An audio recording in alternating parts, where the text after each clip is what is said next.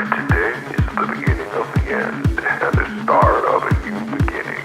Time has come to redefine yourself and let go of the demons in your head that have held you in captivity for so long. It's time to flip the page and prove them wrong.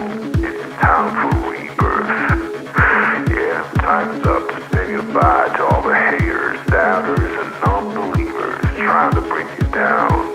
In the blink of an eye, you'll realize that there's so much more to the book than the page you were stuck on. Finally, you will feel free to live a life you love living instead of the life you think other people want you to live. Remember, you are the highest authority when it comes to knowing what you want and what you love. So stop trading yourself for the approval from others. Ladies and gentlemen, weirdos and geeks, please repeat after me. I don't give a fuck.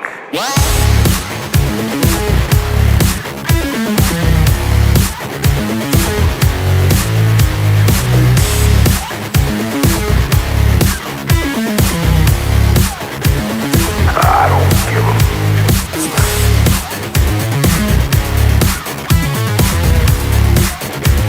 I don't give a fuck.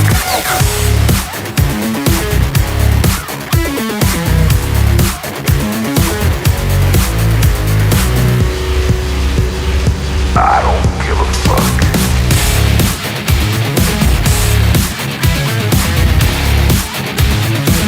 don't give a fuck.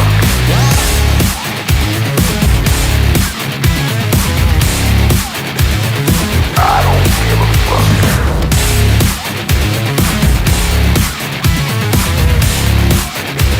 I don't give a fuck.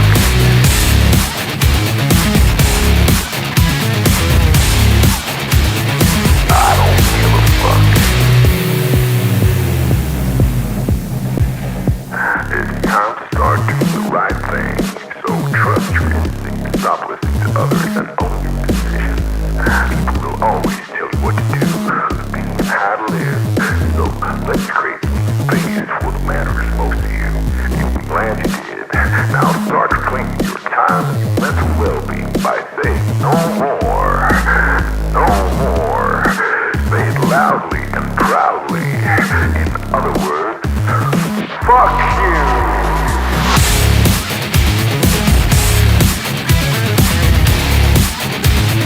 I don't give a fuck.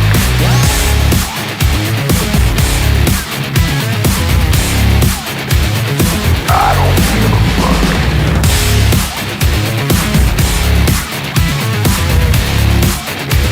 I don't give a fuck.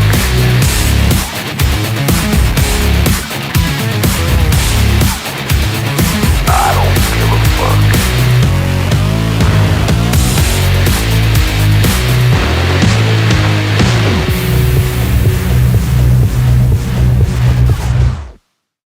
Target acquired. Eagle 1, first strike. You have permission to engage the target.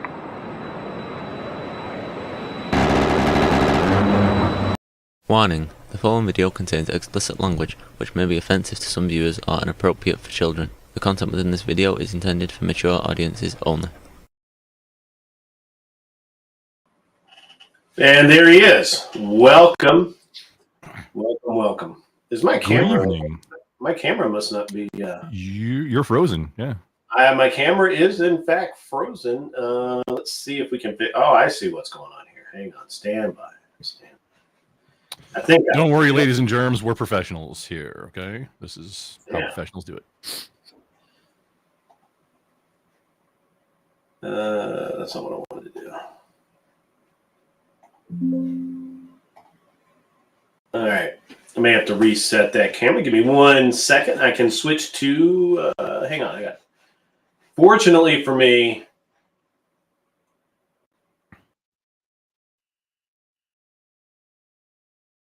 Oh, we switch sides. Now your video is good, but no mic.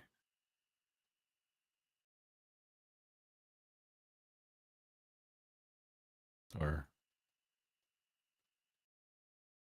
yeah, you're muted through the call and to stream. Just your mic.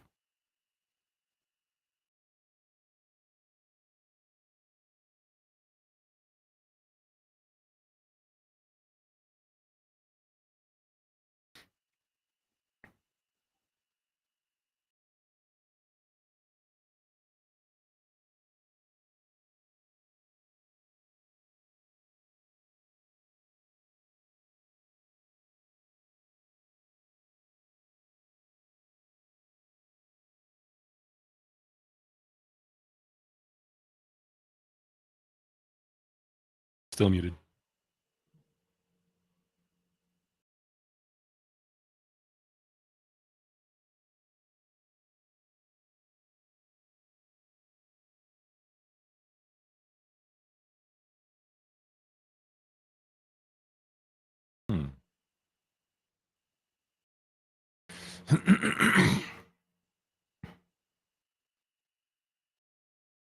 When you switched, Yeah. So there you go. the other camera is just a second camera. It doesn't have a microphone to it, and so it's just a different viewpoint, right?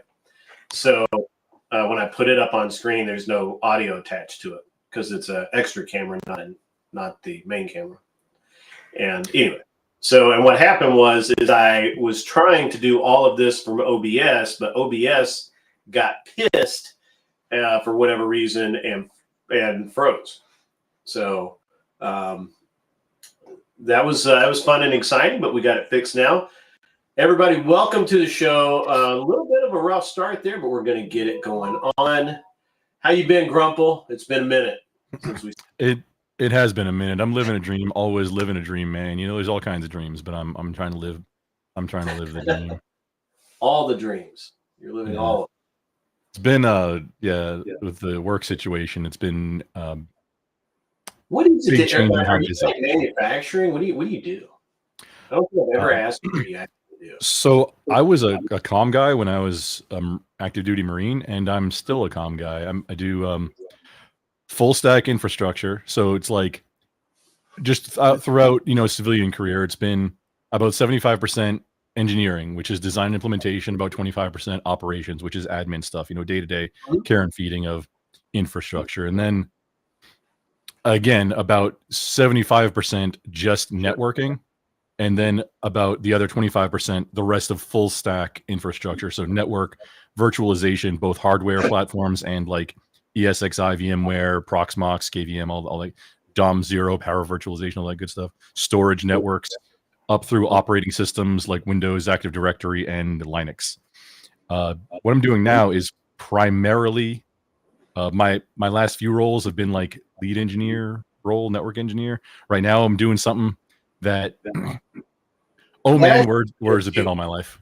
You seem like an angry computer nerd. I don't do much with computers, but it's like they're machines. I'm making them talk. I'm not like doing. All right, so let me welcome everyone to the show properly. First in chat again, Anson Knowles must have gotten home from work early. He is, if you don't know, chairman of the board is Anson Knowles. Nico Pluto is second fastest tonight. 13 made it in. Agropolis is in the chat. I see out there. John Smith, good to see you, sir. Good to see you. The ever faithful bot, WMD, is in the house. And who knows who else is out there. They'll make themselves known as time goes by. We are probably going to have a little bit lower viewership than normal because our guy, Fabian Liberty, is laying the smackdown on Destiny tonight. It's lit. If you haven't seen it, it's going on. Oh, he actually responded. That's happening.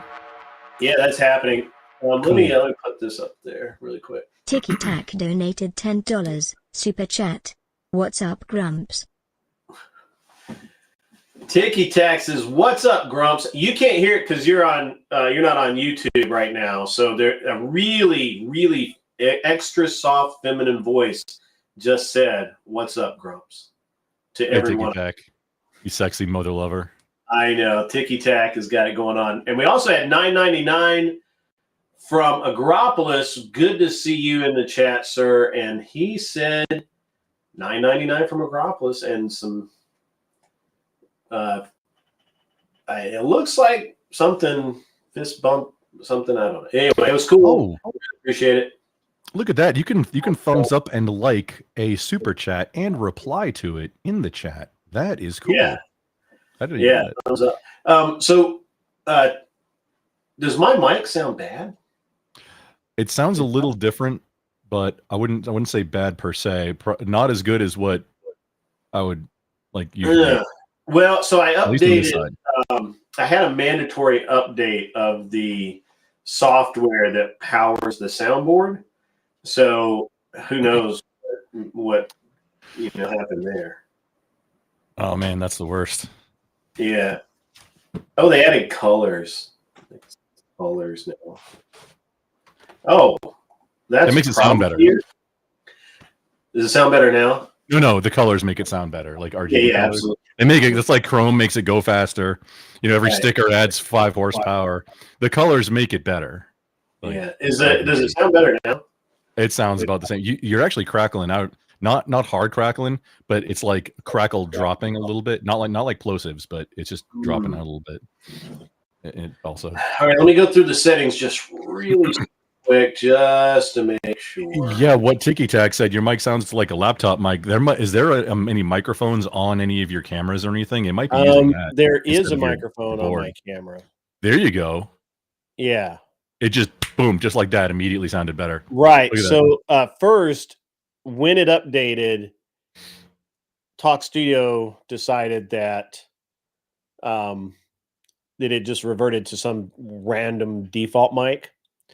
And sounds about right. Also, for some reason, I am using this through the XLR, but the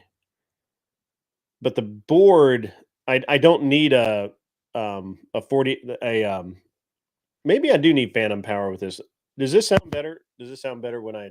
Oh no, it was way better. It was way better before you hit the button. Way better, yeah. So I don't think I need the phantom power with this. Like I don't need a cloud lifter with this setup. But for some reason, it had turned that on when it did its update. So it looks pretty good. The gate is a little lower than it was before, so that would have caused some problems. I'm glad that I found that. Everything else looks pretty. Oh wait, oh yeah, there we go. I got to lock that. There's an input gain on this input gain function on this gadget and in the software. And so what'll happen is that if you talk really low for a little while, it increases the gain, and then when you say something really loud, it caps it. Oh, auto gain. Ew. Yeah, So I have to. Well, they call it wave gain, but oh man, having a manual gain where you can control it is great, but not where it automatically changes. Oh no, sir. Ew, yucky. Yeah. It absolutely. I have to lock that so it doesn't automatically do that, because I have done that where I've just sat and talked normally, and then all of a sudden I'll say something really loud, and then it's like clipping like every other word. It's very, very stupid. But yeah, we got it now. I'm pretty sure. It was just I had actually forgotten that I had done the update. And to do the update, you actually have to unplug all of your microphones and everything when you do the software update. So anyway, so you're really busy with work. Work just got ridiculously busy, and whether you wanted to or not, you were a victim of your own success. Well, the two things, honestly, and I'm having a great time, even if it's a lot of hours. And while I'm getting into the role, it's a lot more time away from family than I would like. Sure. And then I'm also playing with the church band more. So okay, I actually have to learn 2 more new songs before rehearsal tomorrow for playing this Sunday. So like tomorrow after work, before rehearsal, I have to like learn and make notes on 2 whole ass new songs, new to me. Yeah. Okay. But this new role, I'm loving it. It's like, wow, this is where I was meant to be. I'm not going to say specifically what industry. When I got out of the Marine Corps, I was in healthcare, IT space, and then I got healthcare manufacturing, so medical devices, an entity that did that. Then I got into the energy sector, and I thought, oh, energy sector is the bee's knees, man. They are fast and loose with the money. They just throw money at things. Don't care about doing inventory. Why? It's not like they're trying to amortize the value for taxes like healthcare is, where money's so super tight. They just throw fists of cash at everything. I'm in a different industry now, where this is like where I don't know that I would have been able to from the beginning, but this like I'm loving the industry Cool. also now. It's always important to really enjoy your job. So, well, Yeah. I'm glad to see that you're back on. I'm glad to see that you've got you know, at least some time. I know that for a while there, you were I mean, for lack of a better word, you were just, you were on quite a bit, and it was a lot of fun to have you around. And I saw you debating like on verbal combat a couple of times, and yeah, so it's I've cool. my yeah, my content creation has been like for other people's channels lately. Going live myself Hmm. has been more than I've been able to handle in the past few months for the most part. Well, Like I've that done it that randomly happens, here and right? there. Yeah. Yeah. It's so much easier just like, oh yeah, you're running the whole thing. Yeah, just hang out and I mean, It's way easier so when you're a excited. guest, right? Oh, so much easier. You just show up, just answer questions, do whatever. It's fine. Sit there, and you can just sit there and just be quiet. Be like, yeah, how's it going? I could find a I gotta find a way to monetize that being a guest on other people's stuff, and then that's the golden ticket. Yeah, that really is. So what have you been doing any fun stuff? I mean, any shooting, any car stuff? I know you're a big car guy. What's been going on there? Well, getting my shop like back into shape to where I can be doing the projects that I want to be doing, and then also streaming it. Mm. Like if you've ever It's seen, so tough to stream car stuff, well, especially building. there's an example, actually two examples of workshop guys over on Twitch. Demon Machine, who doesn't stream anymore, he used to stream from. He's a professional mechanic. He was streaming from the shop where he worked and doing stuff, making YouTube videos on, hey, here's like a 97 Volkswagen Jetta, and we're gonna like here's the thing that we're doing on it, and here's step by step for YouTube videos. So he's like triple dipping while he was at work. He was A, streaming, and then B, making separate like instructional static videos for YouTube. Hmm. Him and Texas Hula is a workshop streamer. He does woodworking. He makes a lot of bowls on his lathe, and the man glitter, the sawdust all over the place. It's great. Those are two great guys that I'm kind of taking pieces of how they do their workshop type streaming, Right. and that's what I want to do in my shop. But like I mean, obviously you gotta be careful with welding, don't damage the cameras and how yeah, to more handle power to audio you if you from can make that different things. happen. Yeah, I've been saying I'm going to do it for a long time. It's just getting that done. It's such a hurdle to get to that point. So it's coming. It's at some point before I die, I'll do that. It will So happen. what I found, because I was trying to do that with aircraft stuff, and what I found is there's not really a disconnect, but so to make it look good, you have to put it together, make sure it's all going to work. Unless you're doing oh my God, we have the wrong length bolts and we'll have to wait a week for them to come from outer Mongolia kind of bullshit stream. But if you're actually streaming to like get stuff done, or pardon me, if you're just, even if you're not just streaming for drama, you put it together, you make sure it's going to work, then you take it all back apart, and then you get shots from this angle without Oh no. talking, and then you do all of this stuff. And dude, it's so crazy how many times those guys take things apart and put them back together.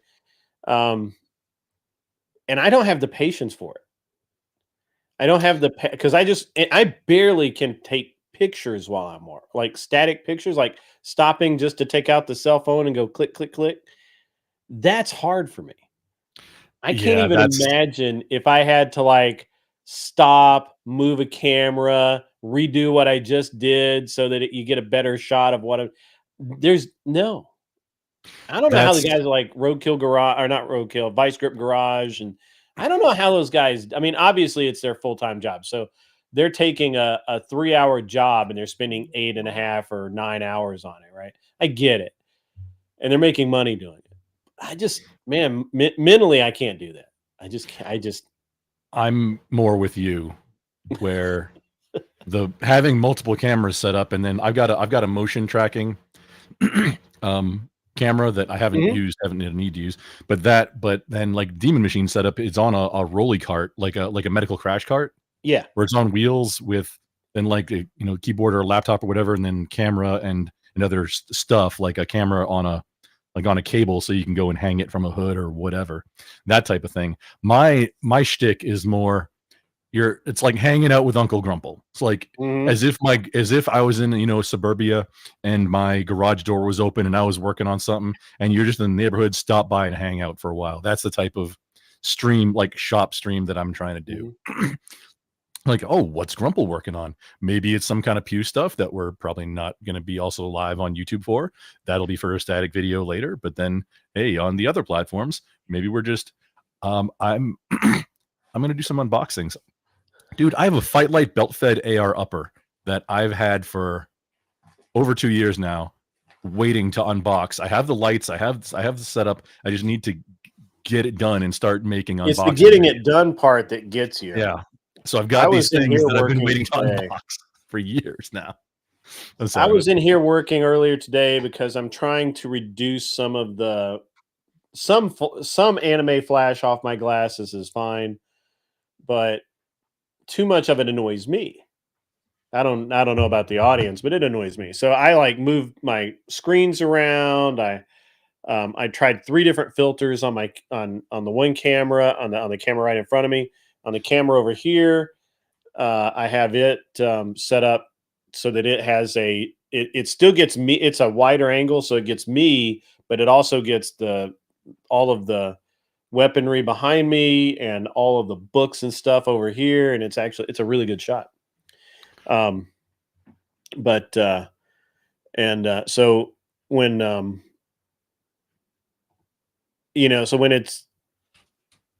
so it takes enough time just to do that. I can't imagine, like, and I do it with the airplane stuff. I tried to get some shots of me assembling the VW engine that I for one of my VW flight engine, and it drove me freaking nuts to try and think about what I was doing and how I was doing it, and where if my hands are in the way and the camera can't see anything and now it's useless. It just drove me nuts. So there's the other shot. I'm digging your new background, by the way. Props for that. Thank you, man. I appreciate that. It's actually it's where I started out. I mean, this room hasn't really changed. I just changed the layout and where things go, and I changed the backgrounds, and I changed the flags, and I changed all that stuff. And I may turn it around again. It's just that I just change stuff all the time just because I can. So, and yeah. Well, part of it is I find that I tend to work better on like things where I don't have a deadline, like personal stuff where there's no deadline. It's just something I want to get done. Yeah. I've found that I stick with it and take fewer breaks and get distracted far, far less if I'm like teaching it as I go. So that's part of why I stream, is just to hold myself accountable for projects that I'm already working on, not necessarily to, I mean, yeah, monetizing it is great. Sure. But I don't think I'm ever going to make enough money streaming to pay back what I've put into just gear. Yeah, I'm having that struggle right now. Actually, I'm having the biggest struggle I have with doing this is the amount of time versus the amount of reward is not proportional. And I'm really getting to the point. It's getting down to the point where, like, something's going to have to give. We'll figure it out. Tiki Tack makes the observation that it feels like you need a camera guy following you around for shop content, and I kind of think you do need a camera guy when you do that. So That's the idea, is the mobile cart and then a moving camera and then having a few other different cameras around, like the other Yeah, I workshop think guys multiple Accessible cameras. does.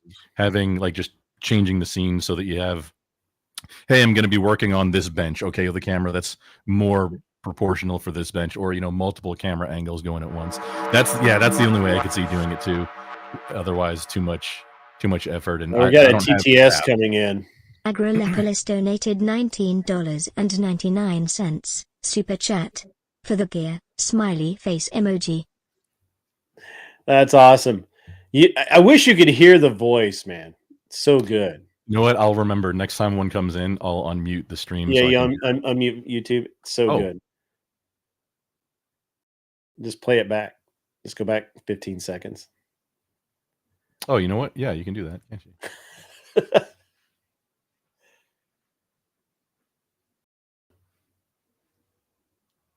Thank you, Agropolis. I really appreciate that. That's it's awesome. Thank you very much.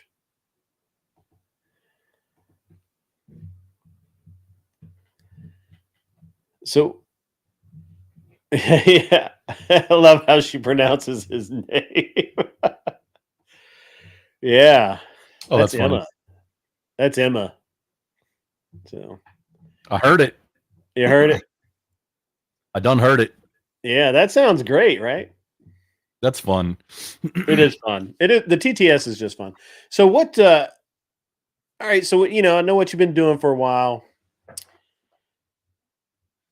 Where are you at politically these days? You got buyer's remorse? Do you look like? Are you one of those that look in the mirror every morning and go, I should shave my beard and throw away all my crayons and proclaim myself no longer a man because I voted for Trump?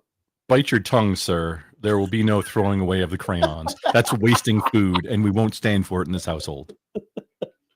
I know. I just have to. I mean, where you at? Where you at on that? I've found myself leaning more and more libertarian. Not even since the election, but just in the past. Like actual libertarian, or just like Republicans that actually finally deject or reject large government? Well, it used to be called like Texas conservative was a thing, and that's, I think, pretty much described where I was at. I've been getting way more and more like there's no like some of this government, there's no saving it. Got to burn it down. But then I've also become more. It's been weighing on me. Like, yeah, and I don't have a solution for it. But the anti-police sentiment movement, that's a pretty left thing. But there's also, but for different reasons, law enforcement in general is the violence wing of the state. I want to welcome the incoming raid with the little video. I am everywhere. I am inside each and every single one of you. You just look in, and I will be there, waving out at you, naked, wearing only a cock ring. And so, want to welcome all of the new folks that have just joined us from Mikey Balls' chat. Good to see all of you guys. We have Grumple Steelskin with us here tonight. He is from Texas. Don't hold that against him. Well, you can hold against me if you want, but that's like, wait, no, I messed it up. Like if I said you had a great, okay, never mind. Yeah, roll with it. And there we go. So that's interesting because, all right, so I consider myself a constitutional conservative, right? Like I don't believe in the IRS. I don't believe in all the stupid ass drug laws, especially the federal drug laws. I don't buy into any of it. Now, look, it's the law of the land currently, so we have to abide by the laws. It doesn't mean I have to agree with them or believe that they're any way justified, right, or moral, any of that nonsense. And that's kind of where I've stayed. That's exactly where I've stayed since I was probably right out of college. Because, to be honest, I don't think the libertarians have it right. You know, or they're getting close. The current group of libertarians that have put some thought into it, some they've had some time to marinate it and, you know, distill it down to the rich nutrient portion. Paste.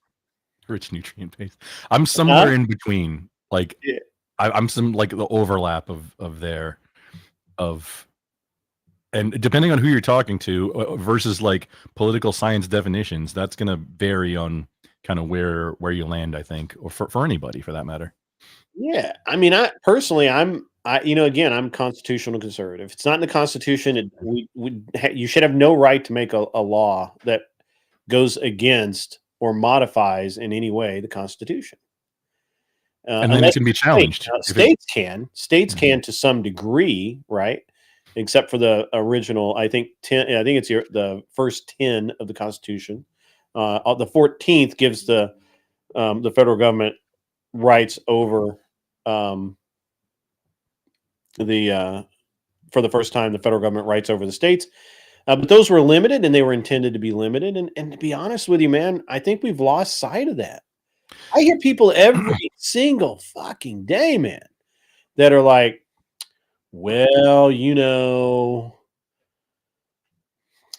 we got to have the IRS, bro. If you don't have the IRS, who's going to collect the taxes? How are we going to have any money, man? The country needs it. I'm like, no, we don't. What do we do before the early 1900s? Yeah, you know, when the income tax was implemented? How do we have roads before then? Weird. Yeah, and it's just crazy right now. The way just the way people even think right now is kind of nuts. So I'm really interested to hear your opinion. Trump's first, he's been in like 70 days now, something like that. Coming up on our first 90 days. Yeah. How are you feeling about Trump, Doge, all of that? Where are you at on that, Grump? Honestly, so I've not been paying as much attention as I normally would be because of work and the obligations. But from what I've gleaned in passing, you know, listening to little things on the radio when I have to sometimes, you know, commute in and out of places, from what I've seen, when I have seen some articles or stories, there's a lot of hack/burning it down. And I got to say, this is something new to try.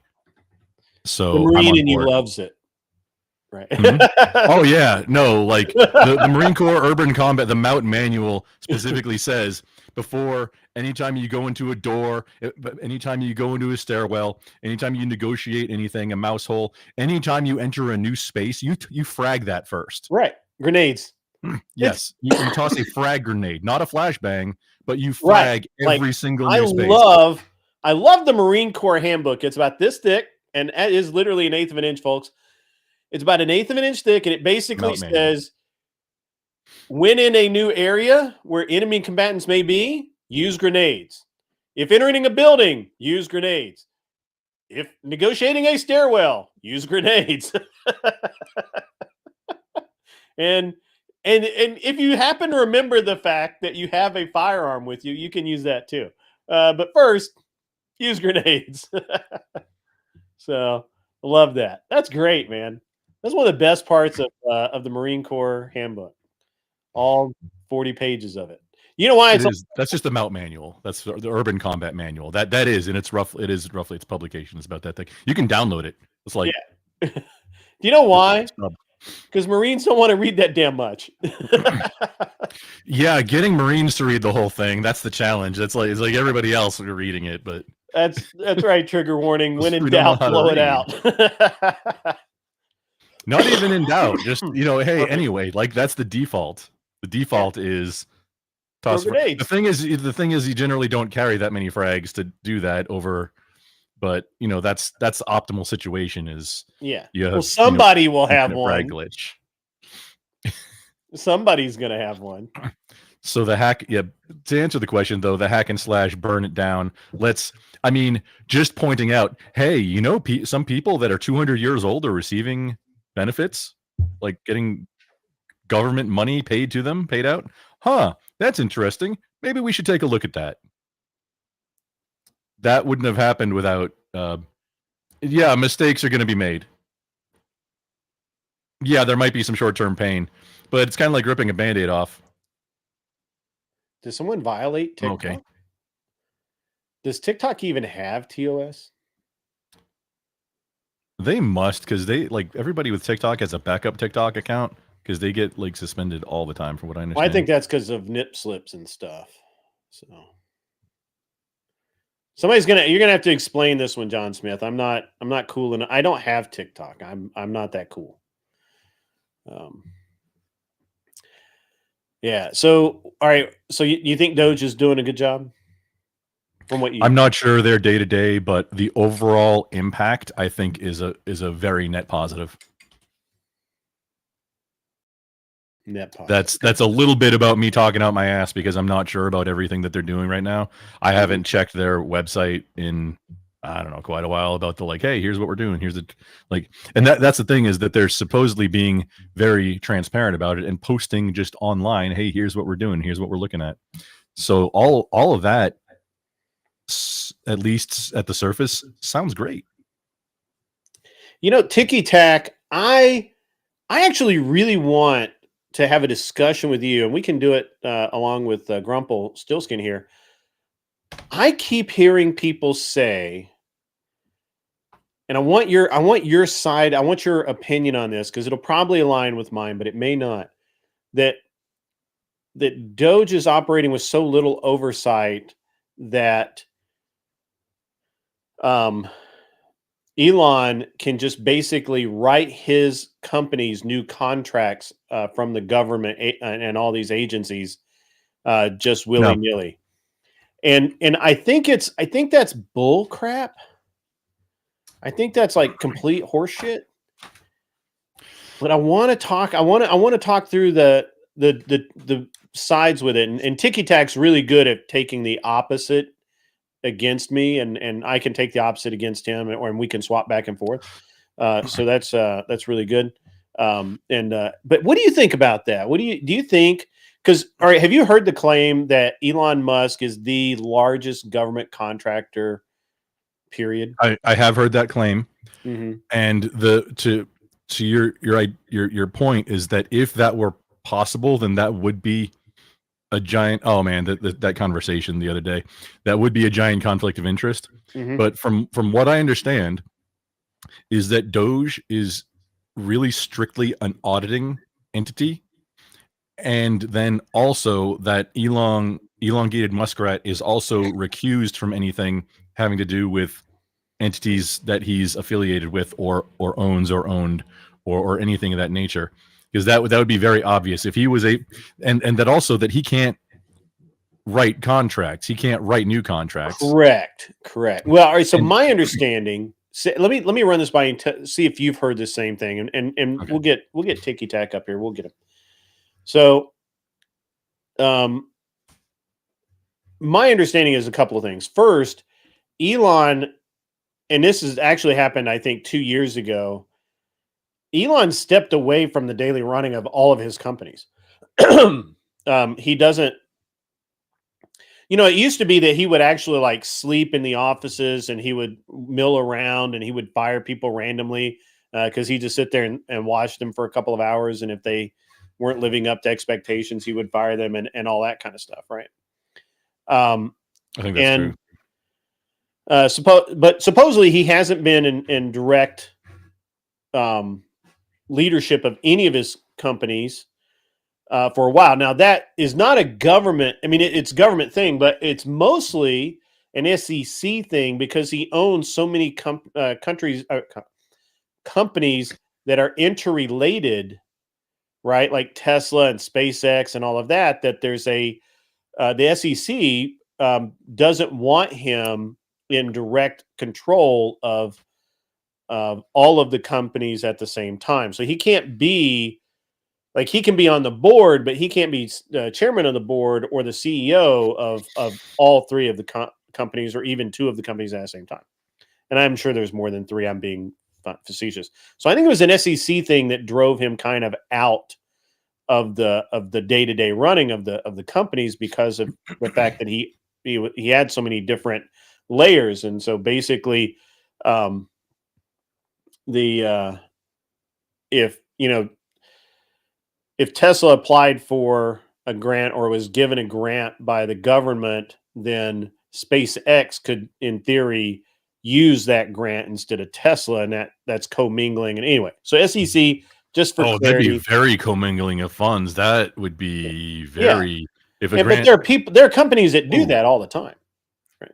And so the SEC said no, you can't do it because of the. And I think maybe when he bought, that might have been part of the deal when he got Twitter as well, because he had to put up so much of his own cash to get Twitter. Anyway, I digress. A lot of this I don't know because nobody knows, right? By the way, making your own simple syrup, that's pretty baller, to be honest. Most people just buy that shit. So that's why I had that up there. So anyway, Raytheon actually receives almost 6 times as much money as all of Elon Musk's companies from the government. I believe, and any of the major, I mean, I think it's Raytheon, it's a tie Lockheed, between Lockheed Martin and Raytheon. Lockheed's like the 800-pound gorilla. Yeah, Lockheed Martin receives like more than anybody, but in theory, it's part of that is for delivered product, right? It's not for R&D. It's not for part of that is Lockheed Martin is literally providing jets at $35 billion each. So, or what, 35 million, whatever the fuck they cost each. That's what a lot of those most contracts are for a deliverable. Right. Now, it doesn't have to be like a jet or a physical thing. Sometimes that deliverable is a service, but it has to be for something. And yeah, I would have thought 100% that Lockheed, or at least the Lockheed umbrella, would have been the number one. And that sounds like that's right. It is. It is, but that's not a good soundbite, Grumple. Elon. It's just not a good soundbite, right? So they got to say that SpaceX and Tesla and Twitter, they all receive together more money than any other government contractor, period. And that's just flat out false. It's wrong. It's easily proven. I do believe they got like $8 billion in various contracts and whatnot. But I mean, it's whatever. And it could be less. It could be 3 billion. But I'm pretty sure that like Lockheed Martin, and I can go back and look up the numbers. I'm pretty sure that Lockheed Martin was somewhere in like the $60 billion range. Right. Anybody who's making that claim, I would want can you not like, hey, give me a peer-reviewed study, not like, oh, it's receipts or it didn't happen. I would like, seriously, what are you looking at? Because maybe you're not looking at the right stuff, or maybe you never looked at anything and it was just a soundbite, like a bumper sticker headline that was clarified in the article of, hey, if you only take these categories, then Elon is the biggest, or his entities that he is affiliated with are the biggest if you only look at these categories. That's possible. And then that would make it not incorrect, but right. But it's cherry picking on a whole new level. Yeah, it's very cherry picking. And so with that, right, so the other argument that we often hear is, well, he doesn't have a security clearance and he's not a national. That's fine because he's not an elected official, so he doesn't need to be. We have foreign nationals in our government quite often to evaluate various things. The space program is famously one of them. And so, I mean, you ever heard of this guy Werner von Braun? You know who that is? He's name sounds familiar, but he was a Nazi. Oh, right. Wasn't he a space Nazi? He was a space. He was a space Nazi. Yeah. If we could say it like that, that makes it funnier, Yeah. Well, I have to say it like that so YouTube doesn't ban me. We got to say it in a very specific way. But yeah, so I don't get the objection to, because it's the rhetoric is that because, tell me if you believe this, because Elon has all of this special access to the president, and he has these contracts that are pre-existing, although he's not getting any new ones. Now, the important thing to remember here is he's not getting any new contracts right now, right? Correct. Now, NASA wants him to take over the entire space program, right? NASA wants to, for whatever reason, NASA wants to refocus on terrestrial whatever, or biodomes or whatever the fuck, and the actual space stuff they want to sub that out to SpaceX. Actually, that's pretty smart. Because right now they're the best in the business at it. But I digress. So there's no new grants, no new contracts, no new nothing, right? So if that's the case, Grumple, what would your take be on the fact that, or what would your take be on the claim that because he has this special access and these contracts and does business with the government, that he is not only that he's heavily biased, he does not have the interest of making the government offices more efficient, but rather to line his own pockets somehow. Well, let me put it into a multi-parter there. Okay.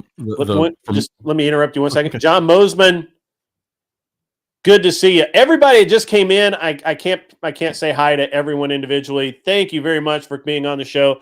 If you want to have your comment read by me or Grumple, you'll have to do a super chat, or you just have to hope that I see it when it scrolls by. Otherwise, you can do a TTS $20 or $10 and up. So, yes, I was my. I'm not. I will give my opinion after you give yours. I don't want to color it too much, but go ahead. Let's hear your take there, Grumple. Okay, so the same thing is I don't have a source. This is just from the most recent thing that I've heard. That, I mean, this sounds right. So this is, the simplest answer is probably the most correct. This sounds like the simplest answer. That Elon and I'm not sure if all of Doge, but which is just him and hat hair man. Oh, I'm blanking on his name. Vivek. That he is recused from anything having to do with contracts that would be in his realms, that his or things of that nature, that he's recused from that. So he's not looking at any of that, and so that becomes a non-issue. That's from what I understand to be true. I don't know that that's true. I don't have any receipts saying that. Just from what I've gathered about the whole situation, which is really pretty recent about all that stuff, about that he's the biggest contractor, plausibly, according to someone. But that also is that he can't deal with anything that has to do with his organization's interaction with government, whether it's contracts or otherwise. So then there's my understanding is that there's no conflict of interest there. If all of those are true, then there shouldn't be any conflict of interest and he should be fine. The thing about him having all this access, though, the way clearances work, just really super briefly, is you've got confidential, secret, top secret, SCI, just compartmentalized, and then like your other like Q and your other like crazy stuff that most normal people never see or hear about. The thing is that there's also CUI, controlled information. There's also for official use only, and then there's also no foreign, which are designations. Now here's the thing. There's all these things. There's clearance levels and classification levels, and then there's compartmentalized, and then there's designations, which is like no foreign or for official use only. So the thing is that the president is the arbiter. He is the executive. Right. He is the be-all, end-all of security clearances.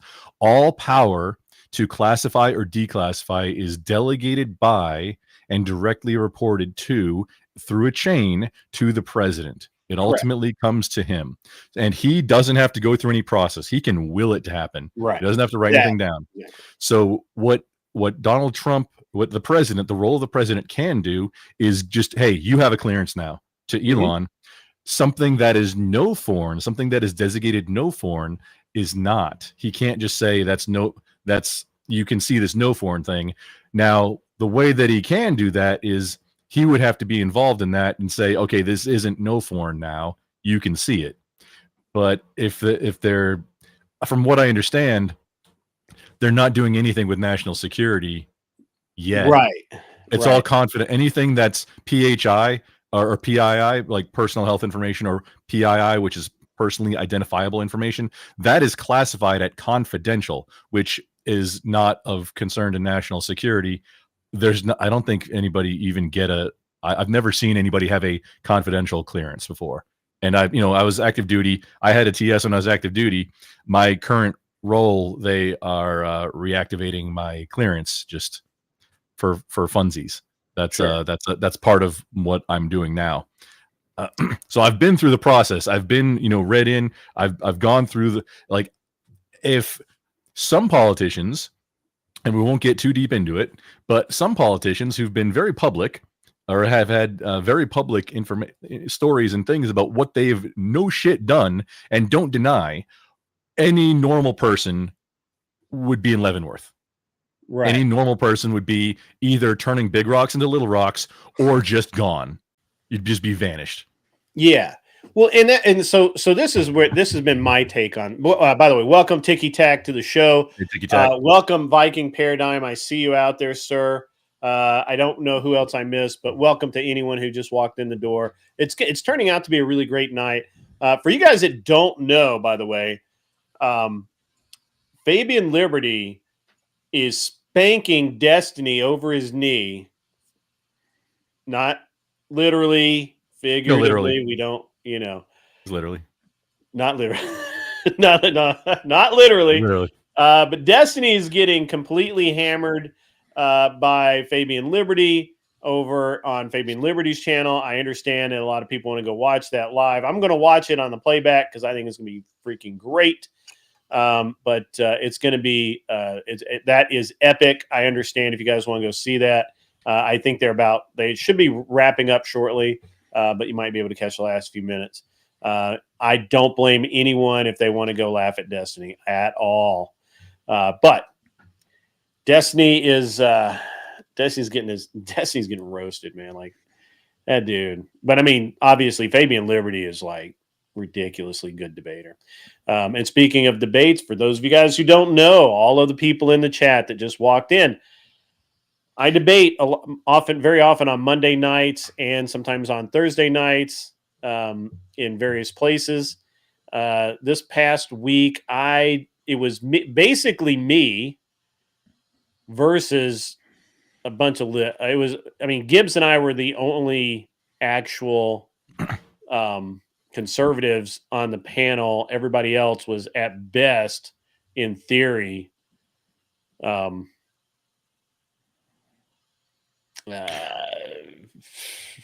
not even middle of the road. You were on Enemy Charlie's, right? No, I was on Enemies Charlie's, but that was last week. Yeah, that was holy crap. I was supposed to be on woman it. can just say nothing, but with a lot of words. And so I spanked all the leftist hardcore on the other night. It was great. I actually have a clip from that. Grumple, do you want to see it? I'd love to. You want to see the clip? You're gonna be in the back chat muted while the clip plays, so just be good for it. But it's funny. It's really good. Would be the one let go because we did not have the resources necessary to hire more medical professionals. Just to ask, like, because now I'm curious. Like, are you saying this is like actually like a predominant like culture issue, like, or is it because of like resources? Well, what I'm saying is that when something like the VA is extremely underfunded and you need to keep your claws in specific people so that veterans can get the care that they need, like I left because I knew that person, that they could not fucking replace him, but they could replace me. So I think you're going to get weird sex crazy things happening because you're putting people in positions of power that they could abuse. Does that make any sense? Yeah. No, it's absolutely absurd. What? Admiral, please explain that to the rest of us. Translate. Yeah, how did that make sense, brother? Make it make sense. Okay, so like, all right, I guess like maybe try to translate to like conservative counterparts. The argument would be, say you're like, say I owned a restaurant, and I had employees and they were shitty, but I was in a small area with not very many people I could hire, so I would have to retain shitty employees. And if someone complained, they'd be the one let go because I can't afford to lose the other ones because I don't have the funding or the resources to get the replacements. Is that a fair paraphrasing, Charlie? Or Thank you. Yes, that's correct. analogy? So if you further underfund it, you're going to get even more fucking weird orgies or weirder things happening because you are putting people in positions where they are like fucking invaluable, dude. Okay, I'm not gonna lie, Charlie. That's illegal, right? But it's a weird argument to make. Sure, like, but legal if things we happen all take the time. away Well, money you just from the posted a Veterans sex-crazed Association, orgy they're shit gonna have bullshit. orgies I'm there. sorry, I just thought that And, was funny as fuck. I'm going to tell you that if that happened, all the vets I know would vote for So that the shit. audience understands. Yeah, someone else posted a link in our group chat talking about a sex created orgy thing. I also posted the shared chat. Yeah, my apologies. My apologies. And it was like fucking organized through their team chats. I can post it. Okay, can we move off of the absurdity and back into the debate portion, please? Sure, go ahead. Yeah, we I'm kinda frame this how bored. you want. Go ahead. Actually, Pentuple guy has been waiting, and I keep talking. Go ahead, Pentuple. Go ahead. Yeah, go ahead, Pentuple. You can go, and then. Yep, absolute absurdity. The best part was Gibbs not wanting to upset Charlie by saying he doesn't understand it, kind of simping along there. Yeah, it makes total sense. And I'm like, no, it doesn't make any damn sense at all. Shut the hell up. Somebody explain that to me, because you said a lot of words, but you didn't say shit. So what were you going to say, Stillskin? You know, is Charlie one of your buddies? No. Well, I've done her. I was on her first politics show, which was honestly, it was Gibbs and me, and then one other new guy that I hadn't seen before, and then a bunch of standard, I'm a SOCDEM and or content creators that are either don't really have opinions or are, fairly left, but not all that into it. And mostly didn't really know what they were.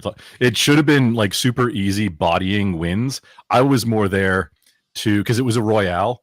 I was more there to be a blocker so Gibbs could get to the final round. Oh, I got you. You just, hooking a brother up. Yeah. They're doing Wednesday night debate. I didn't know, or at least as of then, it was going to be like once a month or something. If it went to every week, that's interesting. But I was going to do her next one, but man, I lost track of when. Yeah, I don't watch her show. Oh, it was terrible. I was like, and that's that's this much of it. It's this much.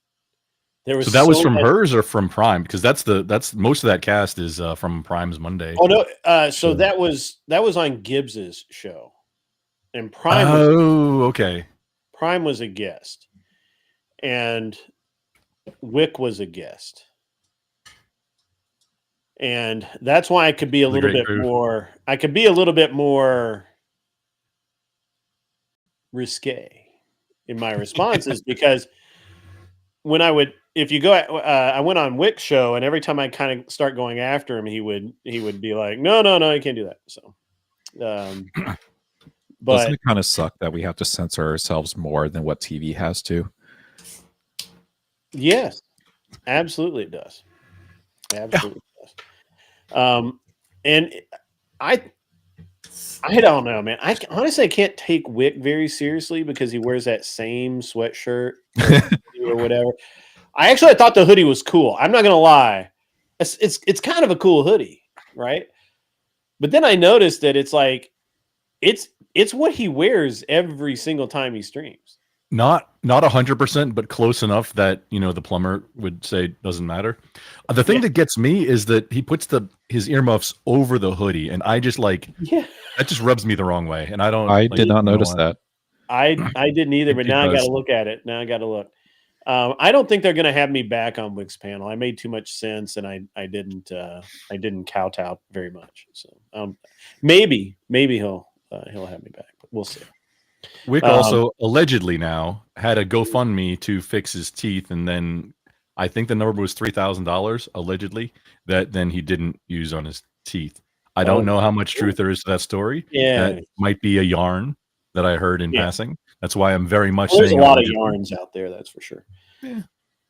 Like so, yeah, it's very interesting. Anyway, so the last couple of panels with Prime have been really not that. I mean, they've been good for me because they make me look good, but bad for everybody else. He used to have much higher numbers. When he was getting, it was really around the time that it was like drama with producers involved. And, drama, yeah. No, not that. It was tangential to that. Yeah. With the Catarana. I mean, hang on, no, back it up. Never mind. I don't want to say any names. Yeah. That way, it's not drama here, but it was tangential and around the same time. Bleep out button. I would have bleeped you, but I wait. Did that work? It's a little late, but it's all right. You did it with feeling. With the gusto. The gusto. So, Tiki Tak, what have you been able to watch any of the debates that I have, whether I wanted to or not, been involved in over the past weeks? Not too many, no. You've been on your own journey. Yeah, it's there's been a lot of things happening in life. So it's things I'm not going to go too deep into, but yeah. You married yet? I wish. I definitely need to get some kids out so they can start actually like doing work around the house. There you go. See, that's based. That's based. Yeah. You know, my 4-year-old actually does sweep and use a dustpan. I have 3 boys. The tallest one is almost big enough to mow the lawn. Not quite, but almost. He's getting there, right? Oh, you'd be surprised. I've got a picture of mine when he was like 8 or 9 mowing the yard. You know, with all the technology out, why don't you just get a remote controlled like lawnmower and just have them like play around with it? I mean, you have kids for a reason, dude. You don't have to get that remote control thing. That could be a good toy for a kid. Yeah, I can see that. Don't get excited about Roomba of death. It's like one step below a Claymore Roomba, but it's remote controlled. Spinning blades of fury. That's maybe. Maybe. Whirring blades of death. Yeah. Oh, that's awesome. That's pretty good. Hey, before I get too further, but tomorrow night, I don't normally stream on Thursday nights. I do a Thursday day show. I don't do a Thursday night show. But tomorrow night, we're going to have Kita, I don't know how you say her last name, Bussy, whatever. Who I've known of her for a while. She used to be married to this very successful firearms guy, kind of successful. Won a couple of world championships, you know, nothing big. And she does movement training for mostly for competitive shooters, but it applies across all sorts of sports, soccer and baseball and whatever. I don't know. Interesting, like the footwork aspect of like launching a position, coming into a position to stop from a how you would prepare to stop from a dead run and all of that kind of stuff. And you know, upper and lower body, you know, if you're going to move from point A to point B and you need to shoot in between, what your lower and upper body needs to be doing.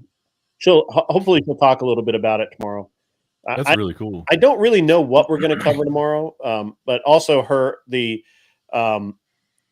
she one of the people that she trains with, right, that they do these training sessions together. She does the physical aspect, this is backwards for most people, but it makes perfect fucking sense to me. She does the movement portion. This guy does the mental game, and his name is Steve Anderson. He's going to be talking about mental game, mostly in respect to competitive shooting, but definitely, there's a lot of aspects in our life where a good mental game, is good to have. So it's going to be and it will probably be it'll still probably be PG-13 or whatever, but or 18 up. But her daughter may be on, who will talk about the confrontation that she took on with her school back during the unpleasantness about the thing that we can't. I mean, we can't talk about it now. We can say COVID now, nobody cares. But she's going to talk about her interactions with the school board and how she's gone to Washington a couple of times now. So I'm sure she's going to talk about that if she makes it on. I'm not 100% sure we're going to get the young one on, but maybe. So that'll be cool. And yeah, it's going to be a good show tomorrow night, and we're going to talk all about that. And I have a friend of mine who worked in Washington, who is a competitive shooter as well. I'm trying to get her to come on. School Bussy. Clovertag says Bussy. I'll go with that. If you keep saying that word that way, you're going to get some different viewers in here. I know. Anyway, so it's going to be cool. It's going to be really, really cool. And like I said, I don't normally, and I think I'm going to start maybe doing some of this. I'm going to reach out to like Max Leo Grandes, who runs PCSL, who's the Practical Competitive Shooting League. I'm going to reach out to him, see if he wants to come on. I'm going to try and get some Olympians on. We're going to talk about, making yourself a better human. So, it's going to be cool. I think that's a great direction to take this channel. Yeah. It's because there's really not that much information out there when it comes to competitive shooting or even just the environments of how to prepare yourself, even in like an active scenario. Yeah. Whenever you need to defend yourself or others. There's this one dude, and a lot of these guys are in Texas. So you two, you may know, that may be your neighbors, but technically Grumple and I are neighbors. Well, neighbors, guys, for the people out there who are not from the United States of America, neighbor in Texas means that they live within 100 miles of each other, because that's basically what next door is. In Texas, it's roughly 13 hours just from DFW to El Paso. And DFW is more centrally located. It's not like on the east side of Texas. And some of the highways don't have speed limits. And some of the highways don't have numbers or letters. Some of them don't. Farm Road A. Yeah, farm to market, they call them. Yeah, FTMs. Farm to Market Road. That's right. So it's going to be really good. There's two guys in Texas. One of them, and I'm not going to say who these guys are until I have them ready to come on the show. One of them walked into a gym when he was 52 years old, fat, out of shape. He had been he'd been a cop, and then he was an office dweller for a while. And he walked into a CrossFit gym, changed his whole life. Now I think he's 63 or 64 or something like that. He's about 10 or so years older than I am. And he competes in the tactical games, which is like Tough Mudder, but with guns. And at a high level, he wears the full weight body armor. He he's got everything squared away. He's and he does well, right? And then the other guy is John, not John, pardon me. He was a Marine. He was a sergeant. I forget which kind of sergeant, but I'll find out. In the Marine Corps, the sergeant is E5. That's the rank. Yeah. Otherwise, he was a little higher, so he might have been. I don't know if he was a gunnery sergeant or not. I'll find out. Anyway, so his name is. Well, I can't say his name. He's very famous. He got blown up in some of the unpleasantness in the sandbox, and he lost his leg and his eye. And he's a competitive shooter that literally beats matter of fact, most other competitive shooters with one leg. One of them's carbon fiber. That's cheating. That's weight reduction. And the other, and with a glass eye. He should get into ass kicking contests. He's right? That's right. Mikey Balls is no longer no longer the single leg. You know, having one eye and shooting might be an advantage. He doesn't have to get all Sometimes I cross-eyed. think it is. But he unless it's your non-dominant eye. He now competes. Oh, it's only one eye, so it's always going to be the dominant eye. It becomes the dominant. It is. It just is what it is.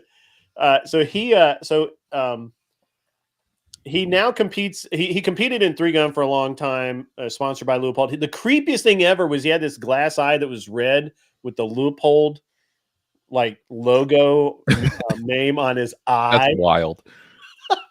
Like, what are you doing? Wait, he was the bad guy in the movie Last Action Hero with Arnold Schwarzenegger, wasn't he? I remember that eye. Like glass eye, had a little crosshair. No, just said smiley Leupold. face. Yeah, Oh, but he just probably said had Leupold. one with crosshairs. He had a whole bunch. Anyway, but he's such a cool dude, and he's one of those guys that he's got a story, right? And I'll let him tell it. But I mean, he hit the whole gamut, right? Loss of limb, lost his eye, came back from that, was still active duty for a long time. He worked in weapons development and evaluation. So he did that, and it was really cool. Now he competes in a tactical games. Like I say, he shot 3-gun for a long time. I shot with him a bunch, and but now he's shooting tactical games, and he's won. Not only did he win his division, I think he's won overall. You know, that's insane. It's crazy. You know, so really cool people out there. And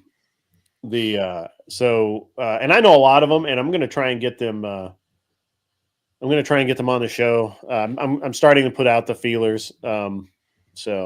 But Kita, as far as I know, is on lock for tomorrow with Steve Anderson, and it's going to be really cool. So it's going to be pretty awesome. And I'm just taking up some time in the middle of the show to talk about it while everyone's here, and they're not all completely plastered yet. Yet. Right? The retention factor is higher when the alcohol level is lower. So Ticky Tack, what do you think of this contention that Grumple and I were just talking about, of that it is highly, highly conflict of interest to have Elon Musk in the position he's in because of the contracts he has, the access he has, and the fact that he is trying to take NASA's place in the space race when it, obviously all evidence to the contrary on all of those things, including NASA. NASA, I think, wants SpaceX to take over the space exploration bit, and they want to go back to being something else. So my thoughts on it is that, we've always had issues with lobbyists. We've always had it like corporate interests going in, throwing money towards politicians to get their way. It's just all been hidden in the background. And I think in this scenario, it's all public. So it's like, I think it's probably a better scenario that, he is the public figure. He is in front of everybody. So we'll know what he's doing, and we could protest a lot easier if we have issues. Mm-hmm. Plus also it's, he kind of is going against the grain when it comes to NASA. Like, I do think NASA is spending like way too much money towards some of their projects, where he's actually being a lot more innovative. Like, the whole idea of SpaceX is to essentially recycle rockets. And he accomplished that. That's like a huge, huge deal. So, having NASA adopt some of his tech might actually be better off and more beneficial for government spending in the space programs. But then it comes into question of, are you on the side of doing space research, or should it just be completely obliterated? Like, it's a nonsense project. Personally, I think it's a cool project, and it's inspirational. It promotes the development of technology in limited resources. In areas where there's limited resources. So I think there is big pluses from it. Grumple? Yes, sir. Any input? He hasn't had his crayon this hour, guys. He hasn't had his crayon. I'm sorry. I totally blanked. I thought he was answering on to responding to what I said. I don't have much. That's okay. I'm sorry, guys. Mine totally blanked. That's all right. I'm old. I actually agree with you, Tiki Tack, and I've said the same thing the whole time. I don't actually agree with some of what Elon says and does, but for the most part, I can't fault what he's doing. And I think that's my litmus test for Elon is, can I fault him for what he's doing? Right? Fault him for firing people and then hiring them back? No. Sometimes you have to literally fire everybody and then hire back only the people you want. Corporate America does that all the time. You have to do that in order to not get sued for discrimination. In some cases, right, and only firing some people. Yeah, just okay. Everybody's gone now. Now we rehire and Oh, well, and then this is also just a general problem in technology world is that I do think that they overhire people and there is a lot of dead weight. It's I would say it's probably only like 20 or 30% of the people actually within the businesses are actually doing the hard work. And there's a lot of people who are just essentially dead weight and are just like, causing problems in meetings. I would say that's where I come in as a valuable asset because whenever the layoffs come, I'm the person who gets hired in with the big wages to take over like 3 or 4 people's jobs. Right. Do either of you think that Elon is like actually up to this? Up to what specifically? Well, up to being able to go in, evaluate if people are doing their jobs, if they're doing the work of 3 people, because the 4 people they hired to do the job didn't bother to show up, or they just they phone it in every single day. Do you think he's capable of evaluating that, or do you think that he's capable? So I'm gonna poison this by giving my personal view. My personal view is I don't think Elon is actually capable of that. What he is capable of leading a team of people who are capable of doing that, and driving them to a sense of deliverable excellence. Right. That's what I was going to bring up as well. And I think it might be a wise choice that he's hiring young because because these people, they're not necessarily tainted with a political ideology or they're not bought by certain companies or certain biases.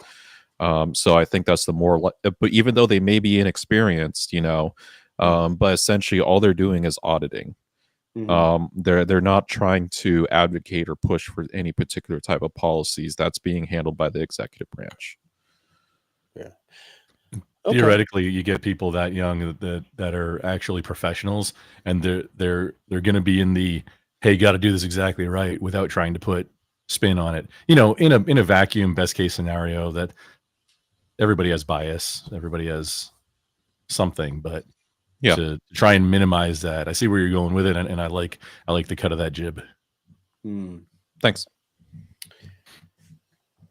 Yeah, I really don't think it's that much of an issue. Like at the end of the day, it's we've been calling for some sort of auditing to happen for the past like 30 years at least. Yes. Oh, more, yeah. So it's I'm 36, so it's like from my entire lifetime I can remember we were talking about like, the government overspending, we need to audit where the money's going, all that kind of stuff. And now we're finally getting it. It's like, and does anybody really expect the government to be perfect with anything that they implement? No. But we're getting something where we're finally figuring out where these money trails are, and it's causing other branches within government to straighten up their act and start writing their paperwork correctly. Right. If things were done efficiently and with the best interest from the beginning, they wouldn't. And I hate to phrase it like this because if you're not doing anything wrong, you don't have anything to worry about. But it's a public institution, and that's kind of, they shouldn't be afraid of auditors. Yeah. I like that.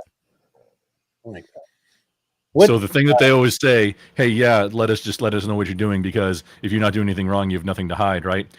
That applies to government, not us. I would say yes. I don't want to have to act like a drug dealer or terrorist to just have privacy.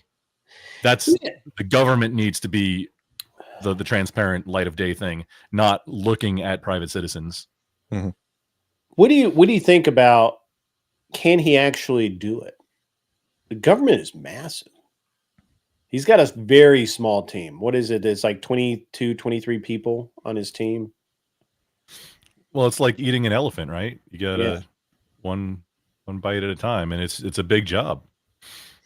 Yeah, and I think it's going to slow down a lot from here because as pretty much as the as federal judges figure out over time some of the loopholes in order to slow them down, and then also other executive branches that are essentially trying to hide their paperwork if need be, or rework their documents where the miscellaneous category is now towards something.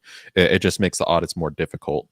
So we're probably going to see a slowdown for like the rest of the year, and it's not until next year where we'll probably start hearing some really big news. And when you really think about it, it's like they've really only been working at this for like 2 months, Yeah. So we can't really expect anything major out of them even to begin with. It's like they really haven't had the time for it.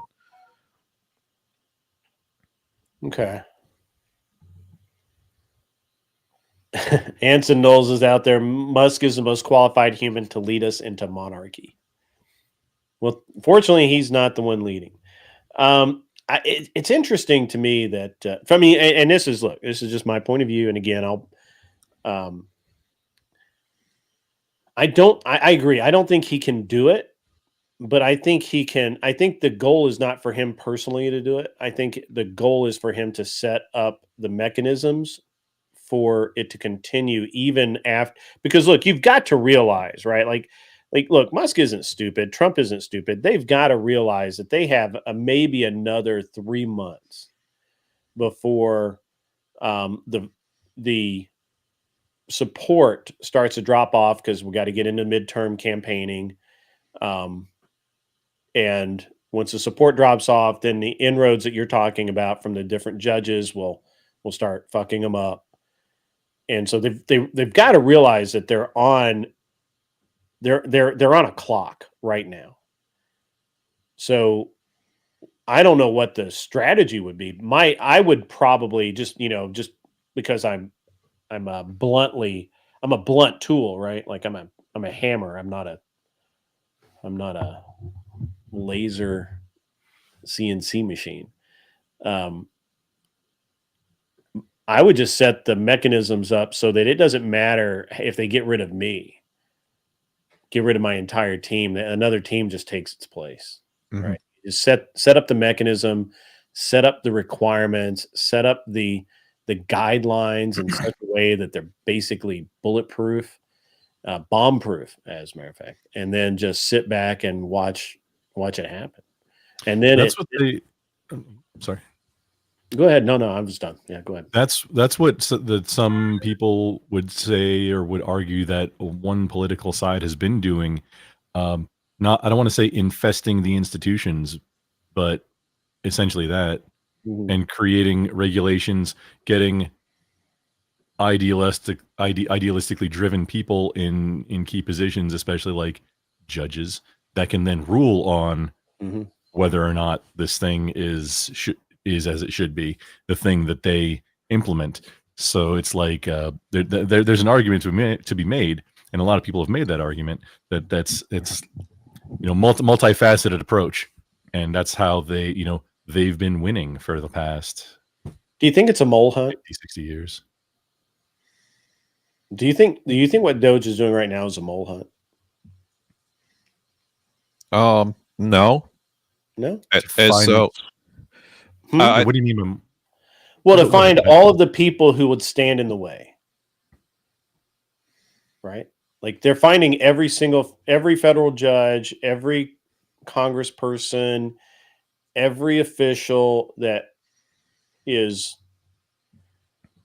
not on board with doing the right thing. They've self-identified. I really Not- I think their objective is just to find the money. Plain and That could simple, be it, track it yeah. down. Yeah. And I think right now they just haven't found like that. They haven't found that buttload of money that's being spent unwisely yet. And that's They what my found a hope lot. is.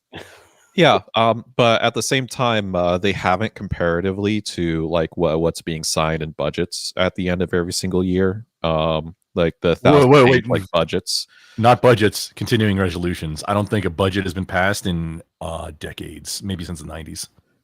Oh no. The last balanced budget was like Under it was Gingrich. it's Gingrich and like Clinton. huh? It was with Newt Gingrich as the speaker, with Bill Clinton as the Well, president. no, Newt that's Gingrich that's when they passed the budget, at least as far as I know. they didn't balance the budget. Oh yeah, all right. So they balanced the budget, or they And, achieved they ran something. without a deficit at least for a Yeah. couple years. But the last time we didn't have a deficit was like, oh man, it was like a very old, like Jackson maybe. Like it's been 100 years. He got rid of the bank. Like that's Yeah. I think that was there we go. That was the last time that there was a budget and no deficit. So yeah, I don't know, man. I just I think there's a lot of aspects to this that I could see. Yeah. To answer the We'll see how it question, works out. Go ahead. I think to answer the question that you had, Mm. it appears that they're doing what they say that they're doing, and uncovering, hey, this doesn't make sense. This appears to be fraud, waste, and abuse. Again, the example of you got people that are over 200 years old receiving benefits. Mm-hmm. That maybe we want to check up on, and because I mean that'd be record breaking. We should probably call it the Guinness World Book, to like, hey, we've got all these 200-year-old people, when I think like 115 or something like that is the oldest we know. So either we got a whole bunch of really old people, or there's something amiss. Yeah, I don't necessarily see as a problem investigating into that, because we already know like Social Security and Medicare has been like in debt for like many years. So it's like any penny we can save on that, we should go for it.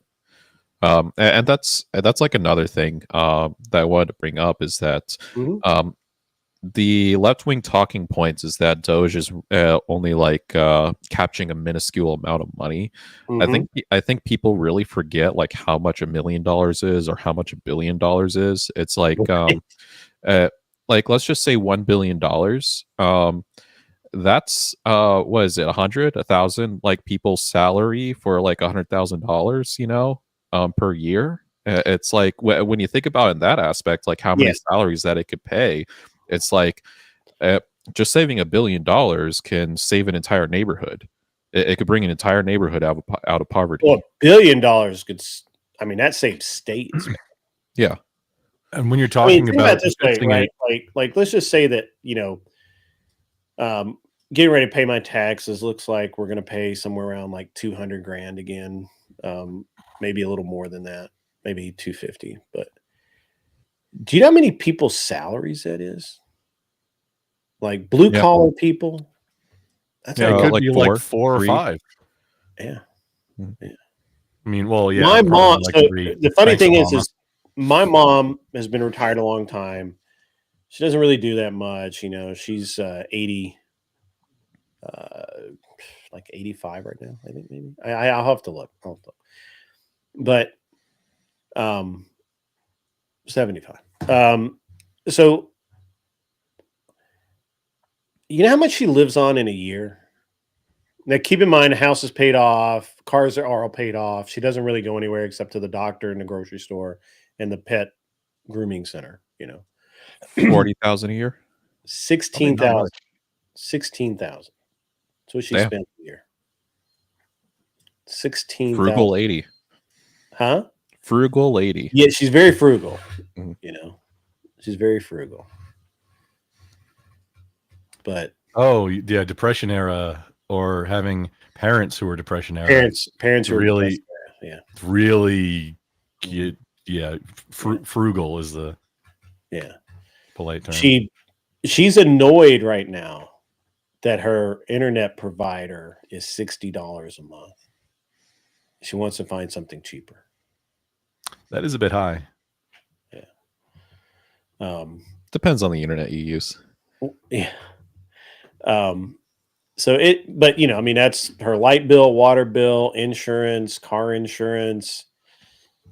She puts a little away every month to pay the property taxes. And it is here in Tennessee, right? Her property taxes for the year is like $900, $1,000. There's a lot of chatter in the chat, we'll say, and it's true. Like, hey, the amount that they're saving is a drop in the bucket. Well, the thing is that the federal government spends in so many different areas that you're not going to find hey, it was this one thing that we fixed, that we got rid of that one thing, and now the entire financial situation of the federal government's fixed. That's not going to happen. There are so many different places, and then you're trying. I mean, even as much as I want to slash and burn, afuera, burn it down.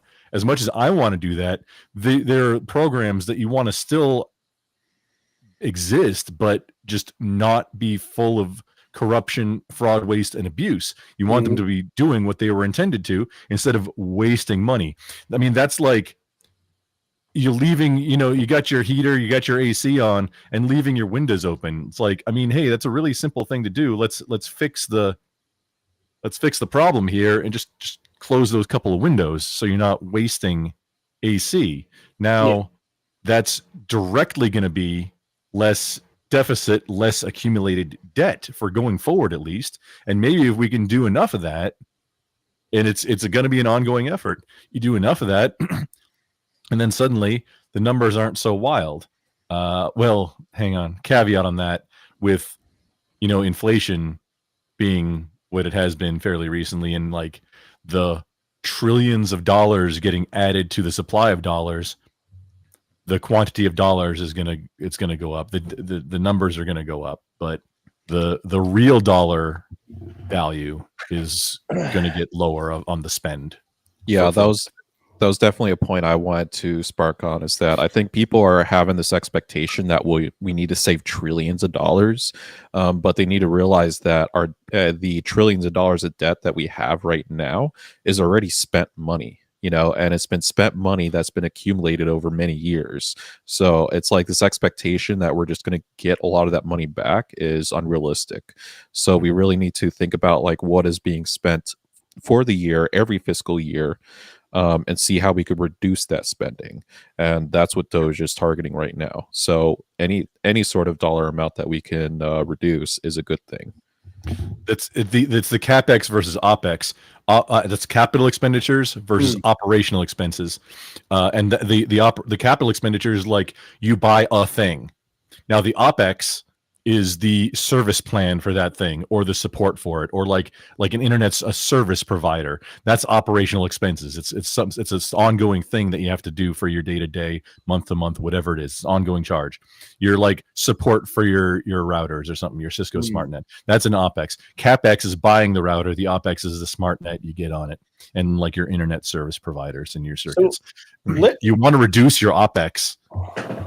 So I want to gauge, because I think I know what you two guys are going to say, but I want to take a temperature of the room here. Would most of the government agencies and service be better served by private industry, or would leaving them as government agencies run like private industries with the accountability and targets and that sort of thing to meet, and transparency most of all? Which route do you think is the better route? Generally, private industries are better at innovating and producing cost efficiency. So giving private industry the advantage to offer certain services is better. The problem is that sometimes we do need the government in order to provide just all around social services to people, like maintaining the roads and stuff. And this is where we need a what roads? All of the roads.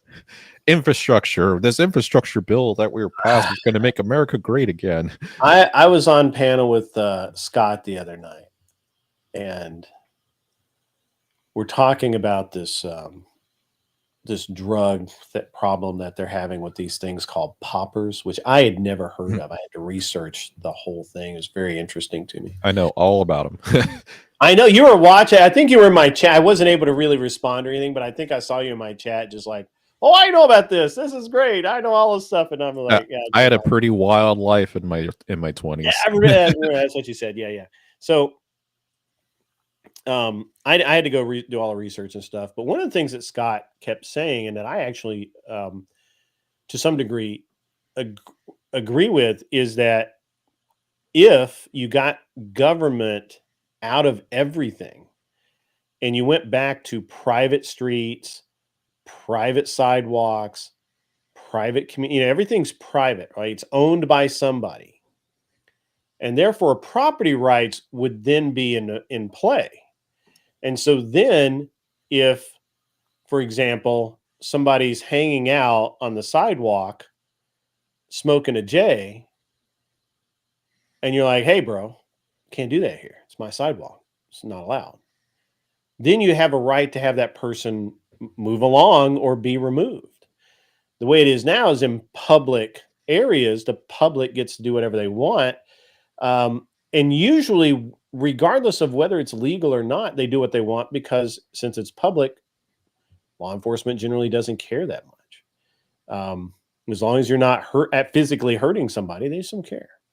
And the example I used is there's a weekly flea market bazaar kind of place that sets up in the neighborhood, in the community that we have the apartment in New Jersey in. And my wife and son and I would walk down, and the odor of pot in the air was ridiculous. It gets absolutely nuts. And a cop is sitting like right next to him. Can't do anything about it, or won't. Probably won't. I could give you a lot of pot stories. I know. I know. But the thing is that, do you think that we're maybe better off with is Liberty right about that?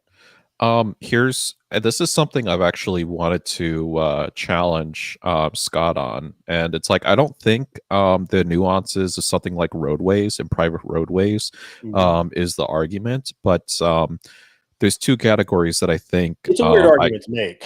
yeah, but there's two categories that I think that I can make a convincing argument of why government regulation should be involved, and that comes into water rights and FCC radio transmission rights.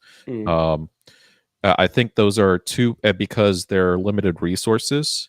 They're usually resources that cross boundaries of property, but also how you utilize them affects everybody around you.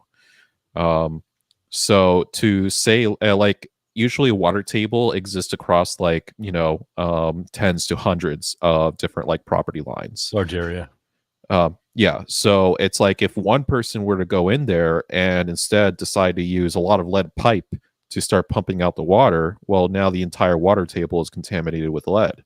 And it's like, I could see the argument Scott would make is like, oh, well, they're violating force doctrine. They're poisoning the water. And it's like, well, how exactly do you enforce that? How do you identify that without actually going onto somebody's property and seeing if they have a lead pipe going down into the water table, and it's like, these are things that'd be an interesting conversation to have with him. Yeah, I definitely, it's one of my notes to challenge him on down the road.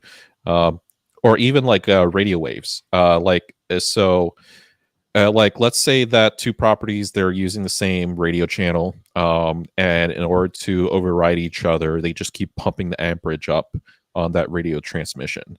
Well, eventually they're going to get to a point where they both like cancel each other out, and it's now just null, like white noise. Like there's no way you can increase the power enough to override the other. It's just now a dead channel. So it's like, who gets the rights to who's going to be the one to say like, hey, we need to regulate this between us and make sure we're not overriding each other, or maybe move channels. And it's like, that's where it's like we have the FCC in order to manage that, make sure we're not interfering with other parties.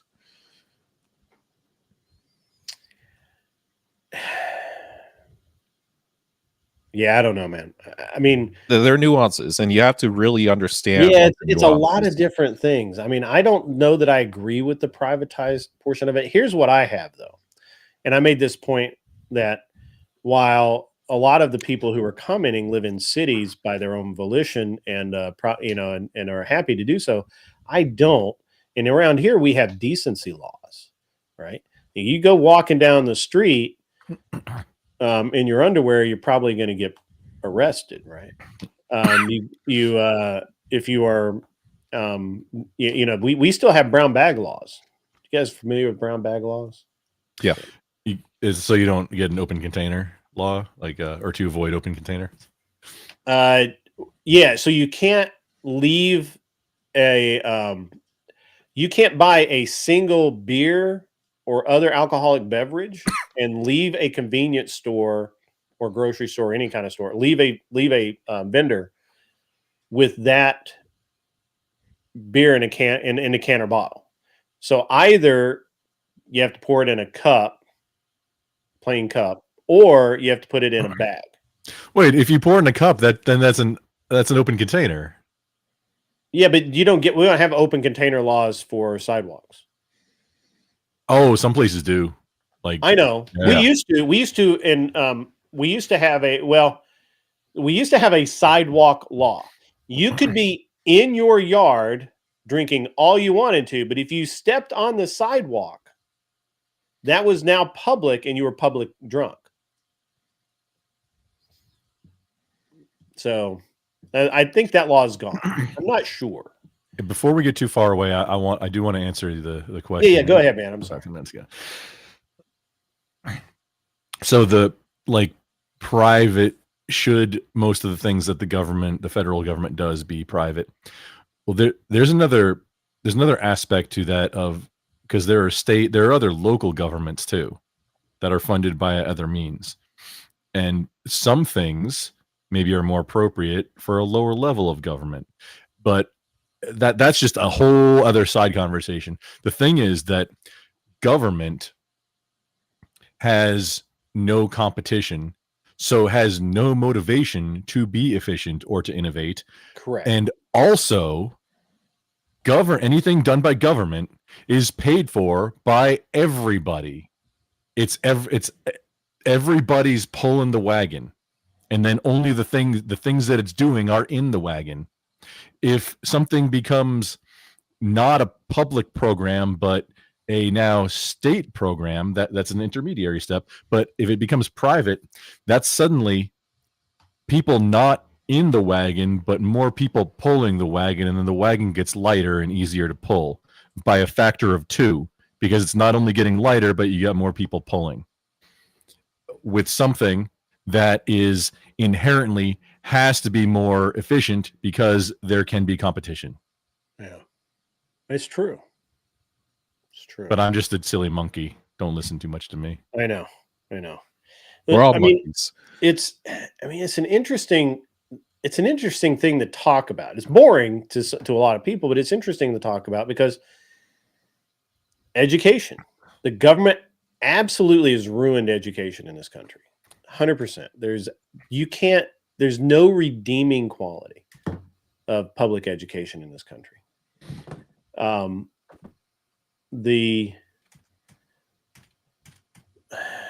don't know. I got to read this super chat. Stand by.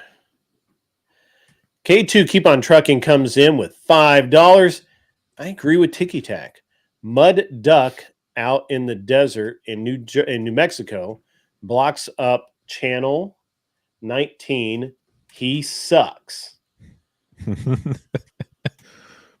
I don't know what that's in reference to exactly. TV radio and power, the FCC. Yeah.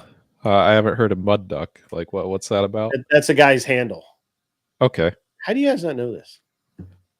Am I the only kid of the 70s here when we didn't have cell phones with CB radios? My mom had one in the car. I was a child of the 80s, and yeah, I still use dude. So comm guy. Yes, I have a lot of radios, but I still use CB in vehicles, especially. Yeah, I have a CB radio. It's just collecting dust. I haven't set it up. I had a CB radio for a long time. I bet I still have it somewhere. That I had a handheld one that plugged into the cigarette lighter, and you could run the antenna out and put it on the trunk. Oh, I think I'm getting the connection a lot more. That's K2. He's a trucker. Okay, so yeah.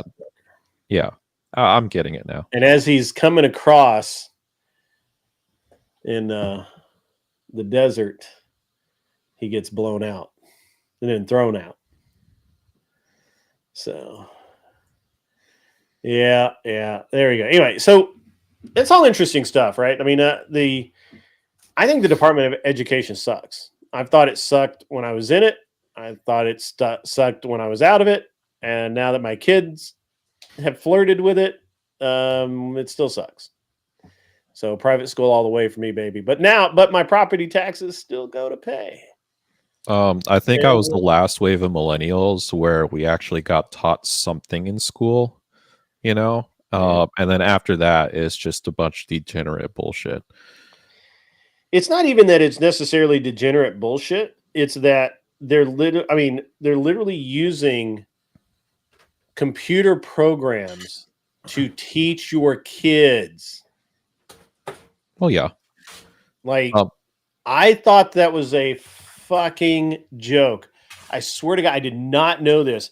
And somebody showed me iExcels, and my son actually does iExcels, but as a practice. But there are schools that actually use iExcel, MemBeam, all of these different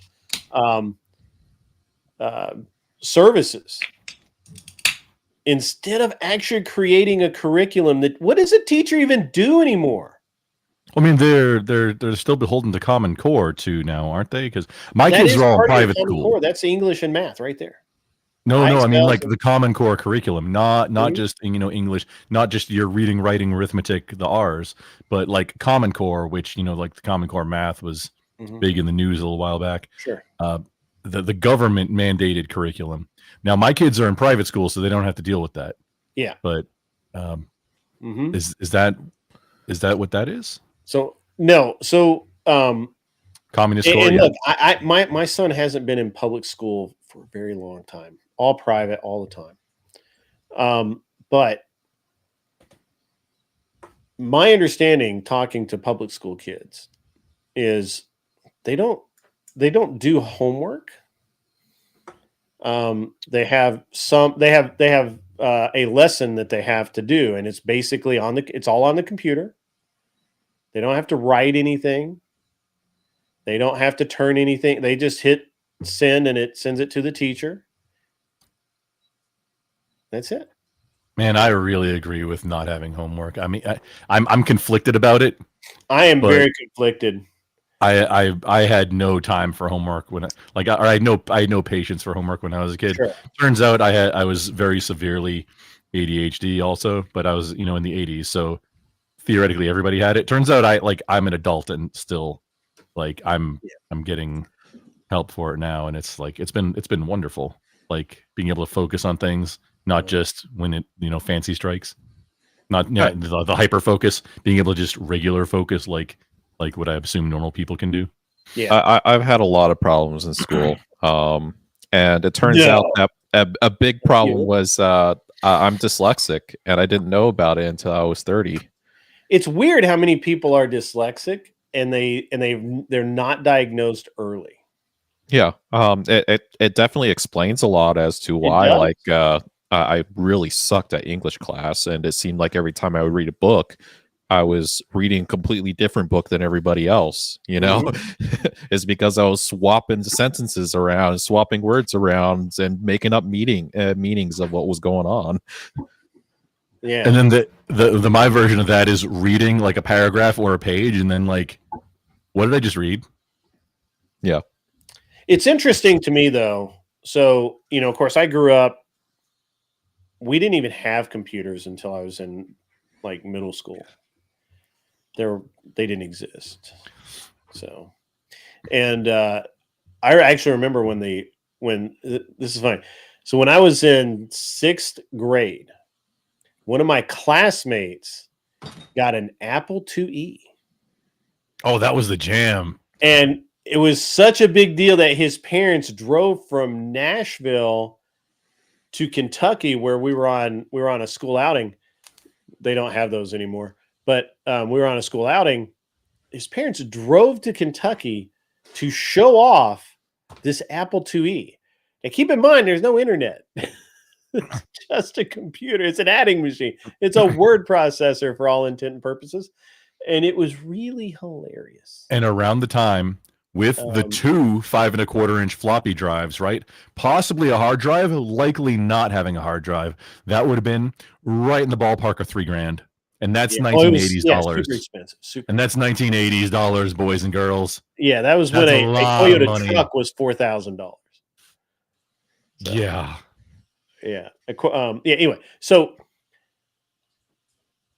it's interesting because I look at my son's lucky. He likes to read, right? I like to read. And I grew up in this era where, you know, a lot of people, just like Ticky Tack, were dyslexic or had some other issue where they couldn't learn. But because the teachers interfaced with them every single day, I feel like it got picked up on a lot sooner, right? And I could be wrong about that. No, I'd agree with you. If the teachers paid like more attention to where I was failing in learning, they probably would have recognized it. Because when I figured out that I was dyslexic, I went back to like past like paperwork and stuff, past journals that I wrote in as a kid. And sure enough, I was like reversing letters. I wasn't able to write words in a straight line. It was all going like zigzag on sideways and stuff. And it was just like, these are the exact signs of dyslexia. And not a single teacher picked up on it. Not even my English teachers, when I would write essays and they were just like, oh, I can't read this. It's like, are you you're in that sweet spot though, where teachers were starting to zone out and not really be part of their classrooms. Yeah, it's like I remember English teachers. They would get pissed off at me, thinking that I was playing a practical joke on them when they couldn't read my paper. Yet I'd pick it up and I'd be able to read it word for word. You know, it was just like I could read my own dyslexic, fucked up language, but they couldn't read it. But they just never picked up on it. It was weird. And this is a thing too. I think just it has to be said that not all. Right, not all teachers, even teachers now, not all of them are like this. It's just that's the impression that it gives, that there appears to be a lot, and it's not necessarily even the good ones or any individual teacher's fault. It's the administration and the institution of public schooling. I mean, I agree with you. And I think the Department of Education has become, well, first of all, the teachers union barely existed back when I was in school. Teachers cared. Teachers, you know, were good people for the most part. I mean, obviously there were some bad ones, but I remember all of my teachers right up until the point I went to military school as being really decent human beings. Except I had a science teacher once that recognized that I was so far ahead, that I'd been put in the wrong science class, and I was so far ahead of where everybody else was that I didn't use the book to take the test. Like I didn't even have to read it because I just knew it. And she recognized that, and so she let me just do what I wanted to do. Like I moved so far ahead in the book to where I actually could, where I was I guess not entertained is not the right word, but where I was learning something again. And so she effectively taught 2 classes. It was me and another guy and the rest of the class. Right. I was in a similar boat with my math and science classes. Which that's another paradigm that was really weird, is that in like science and math, I was in college level courses, but in English, I was in like the remedial, like you don't read good classes with the pregnant women and stuff. That's funny. Yeah, the pregnant teens. Yeah, pregnant teens. Mm-hmm. So I mean, it was really I don't know, man. I don't. I mean, honestly, you can't come back, right? The computer is a thing. My son can barely write. Barely write.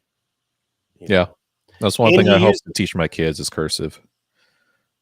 Right, and even because he uses the computer so much. Now, I will give his school credit. They require public speaking. It is a requirement.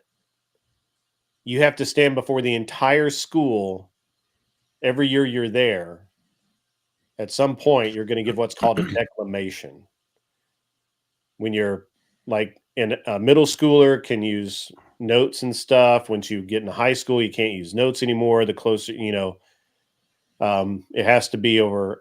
It can be, I think like the first year can be like a passage that that someone else wrote.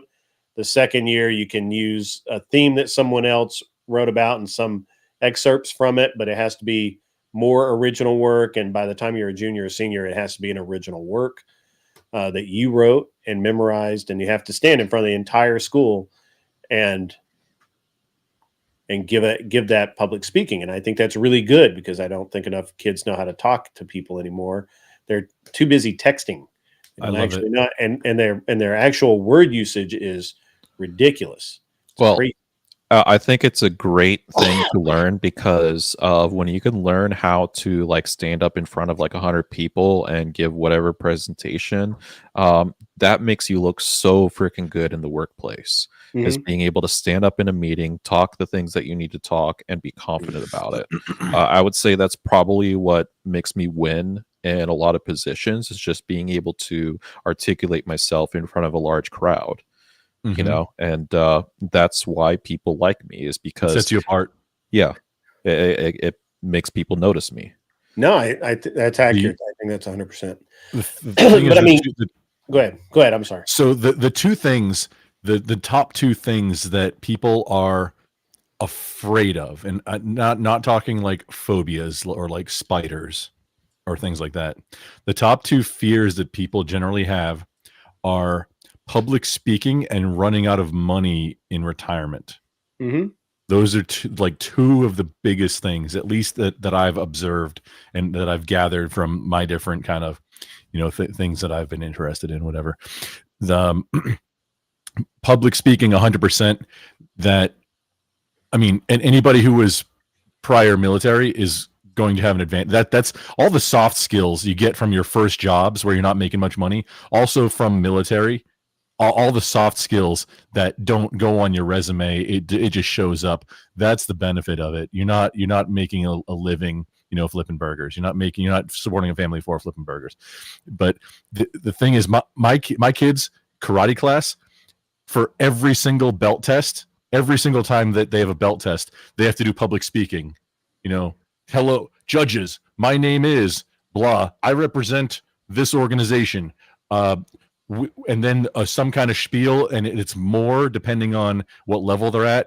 And then sometimes in the higher levels, they got to add their own thing onto it.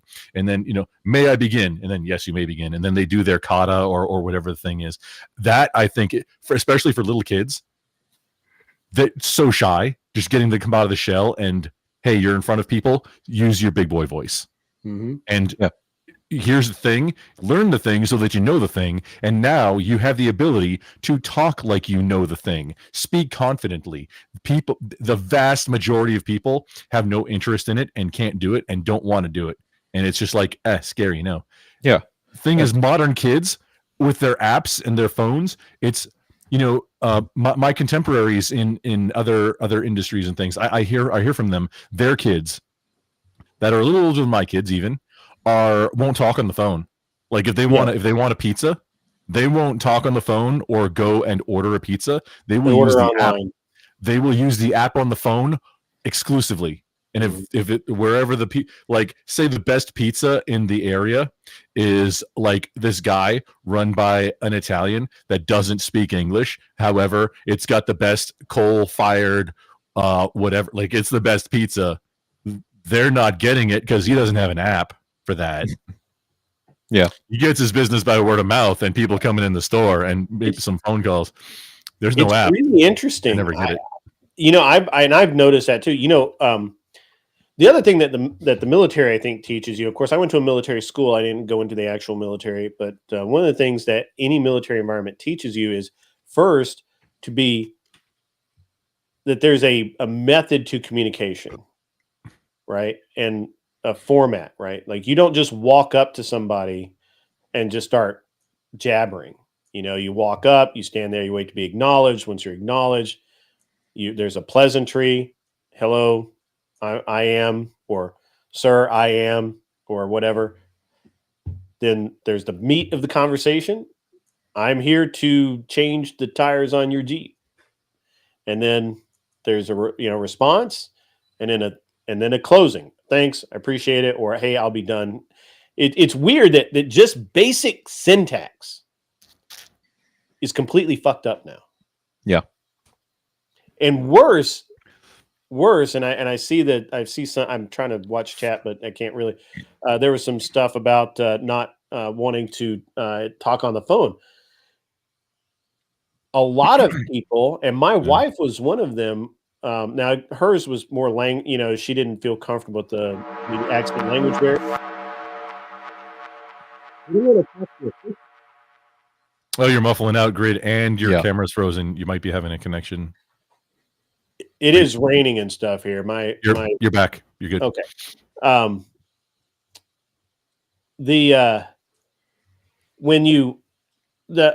I was saying was that people have a problem talking with people in authority or any position of government or whatever. So like going in to argue about your driver's license not being right. Property taxes. Property tax. Going to argue your friggin' property taxes.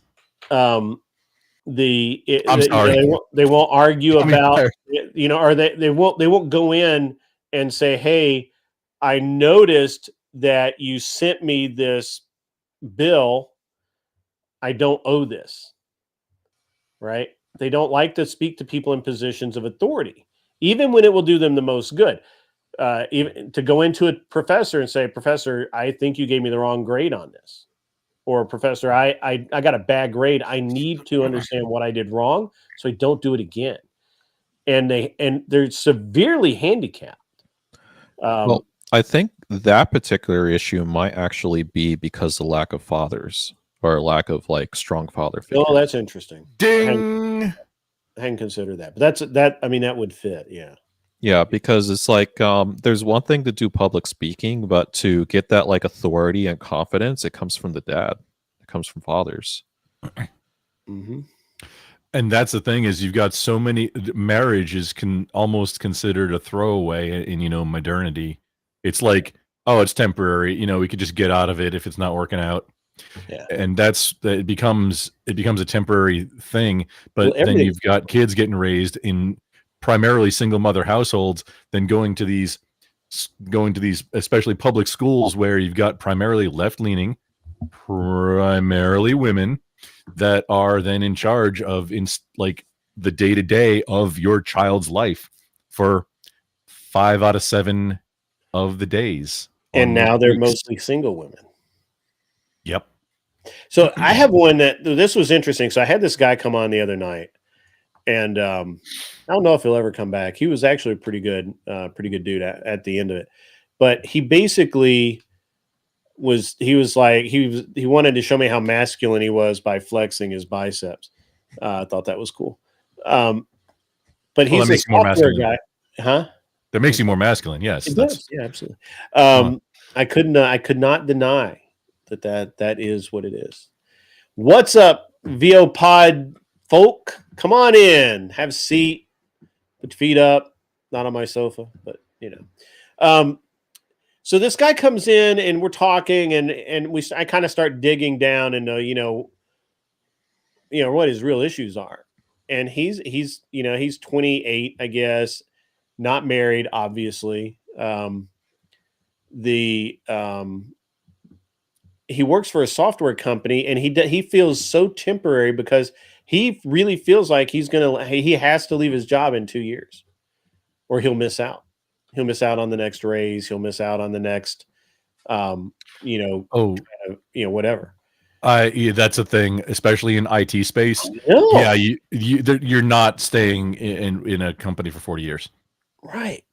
Right. And that's to me, I kind of understand it because I went through a period of my life where I was a mercenary and I didn't stay anywhere for more than a week or 2 weeks at a time.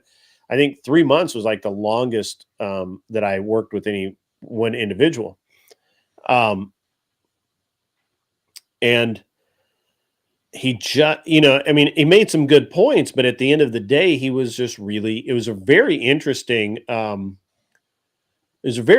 context that in he feels like and it's not that he wants to change jobs. He feels like that he has to change jobs to be competitive, to get the best salary, blah blah blah. Yeah, that's honestly just normal in technology. It apparently is the new normal in the technology sphere. So it's interesting to me, and I could could seriously fuck up an entire workforce, right? Yeah, I'm kind of. Then you get a gig economy. Oh, yeah, it turns a profession that you spend a shit ton of money going to school for into a gig economy gig, right? Yeah, like different than the Uber guy. Yeah, it's like I really wish I could find that company that would just like keep me around for like 8-12 years kind of thing. Well, corporately, I think there's a real problem. Yeah. I think corporately, I think it does in this case. Normally, I think a lot of employee stuff flows uphill as you promote people. They take their nonsense with them, and then what they rebelled against the guy above them, and eventually they became the guy above them, and so now they're bringing their lax bullshit with them, and then the culture changes to suit that, and then so on.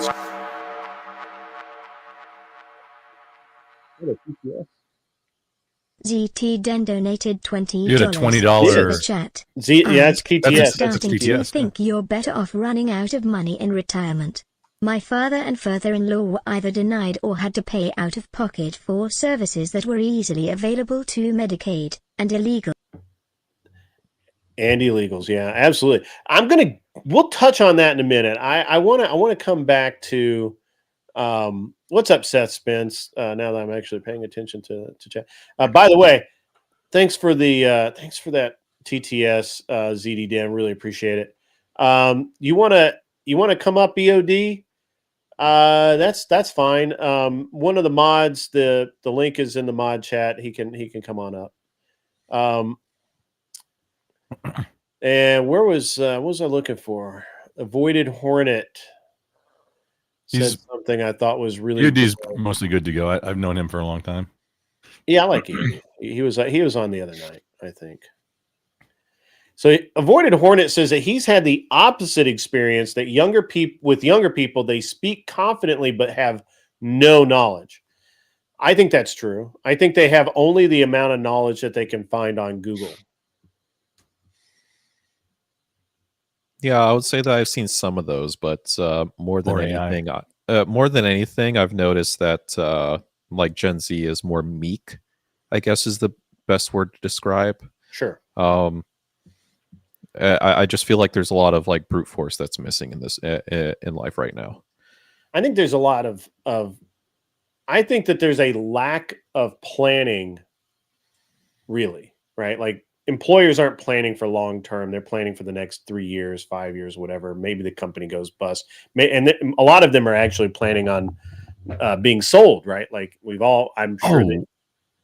Grid, I hard disagree. Companies and CEOs are planning for the next 2 quarters, like the current quarter and the next quarter. Okay. I was being generous, man. I was being generous. That's the majority of it. Yeah, I was being generous.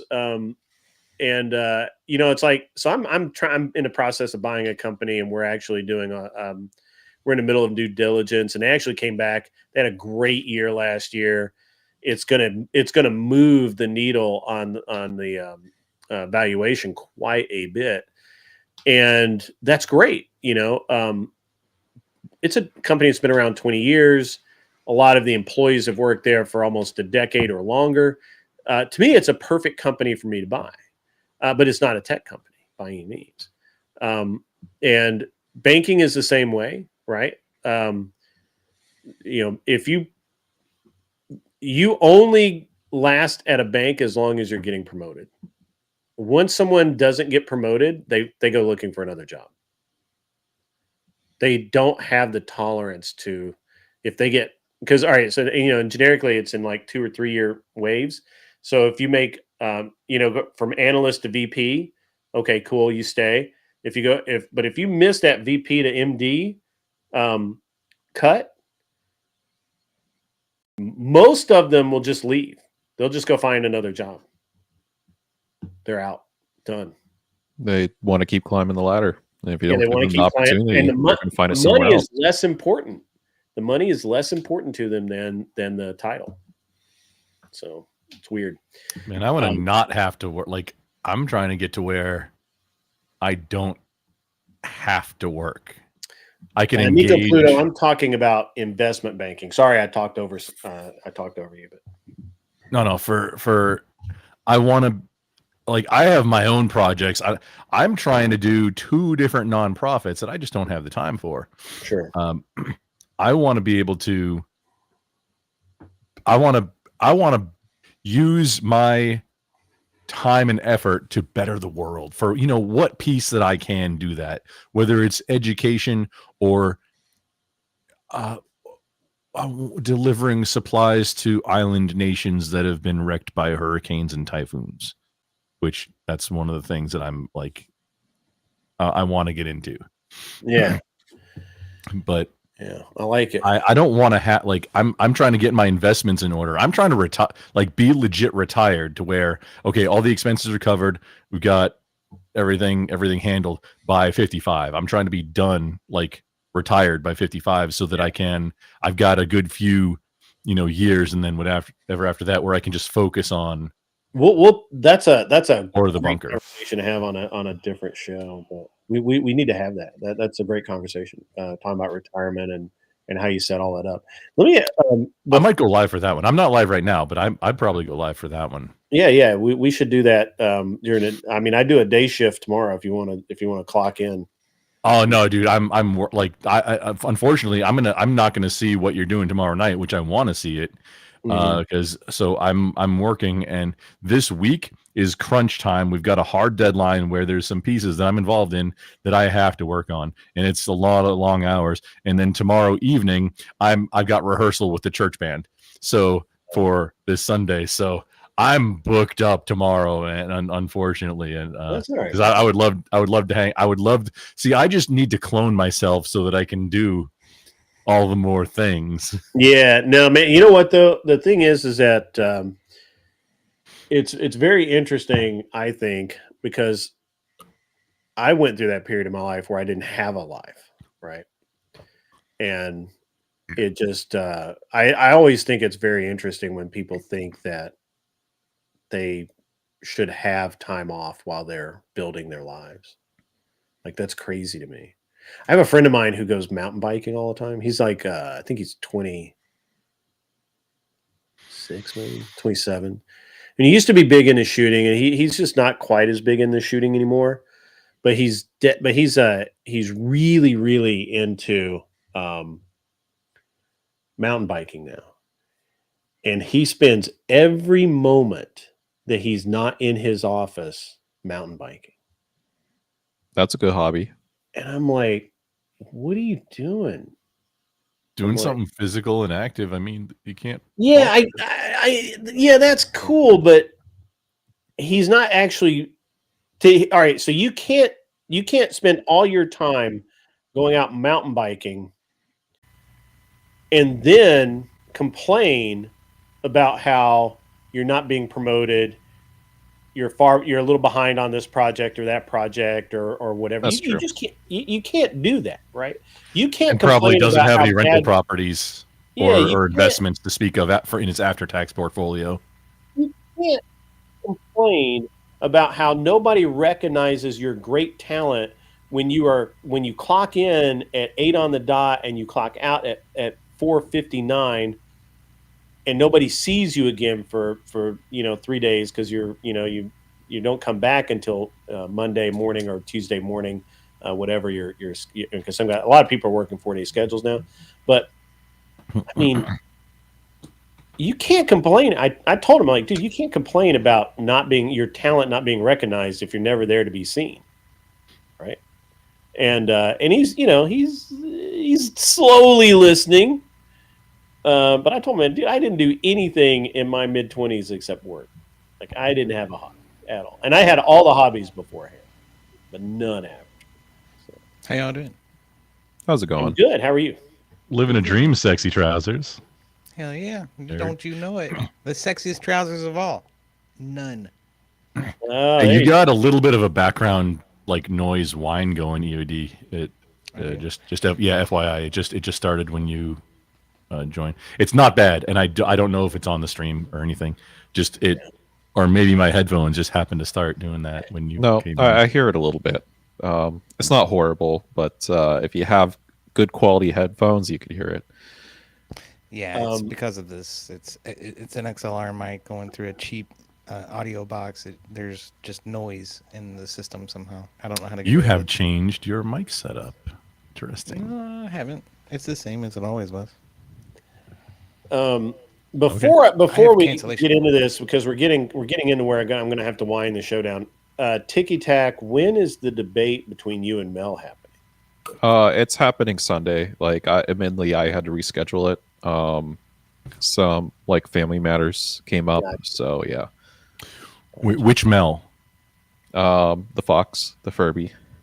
The Furby, not the Pandora. Okay, because there's in this space there's two Mels. Pandora. Yeah. Not anymore. No, Mel Pandora. Mel Pandora had thermonuclear meltdown. Yeah, I know that there was a lot of drama, and there's probably a lot of fallout. Unfortunately, I mean, I say unfortunately, I don't care.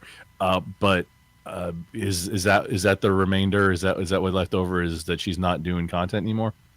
I think the entire channel's nuked, gone. Yeah, I stayed out of that circle. I knew it was drama from the get-go, so I was like, yeah, I'm gonna step away. But yeah, the debate topic, it's should sex education be in schools? Oh, okay. I think the biggest thing on that's going to be like at what age too, and then what is it that you're talking about? Yeah, I think that's for your thing tomorrow or whenever, not for tonight. Well, the thing is that this is going to be a bit of a cordial debate. We've been talking offline through DMs, and I am going to take a pretty hard affirmative stance that we should not have it at all.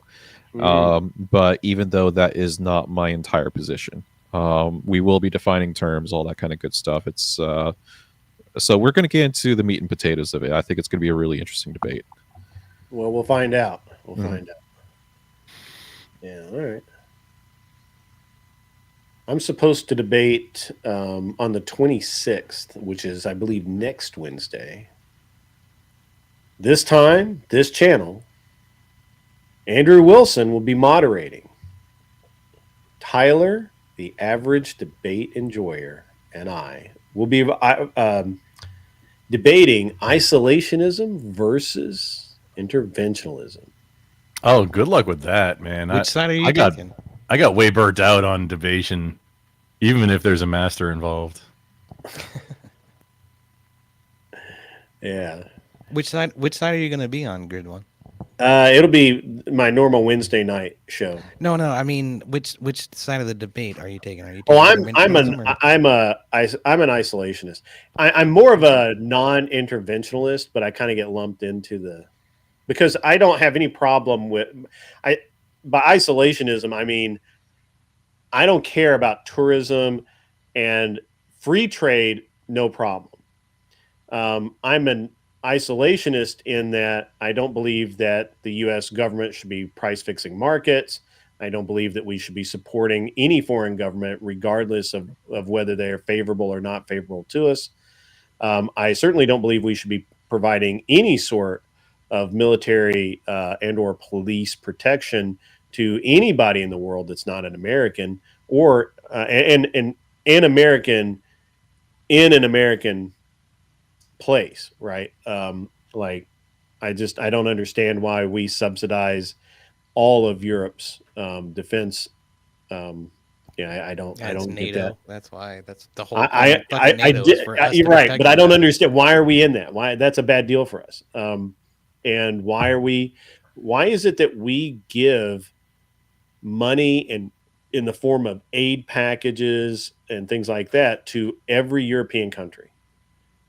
And yet they have free health care. This is how they're allowed to have free, air quotes, because it's not truly free, but free health care, mass transportation, all these things. They're able to have those things because the U.S. is subsidizing their defense. We subsidize their entire military budget by being their de facto military.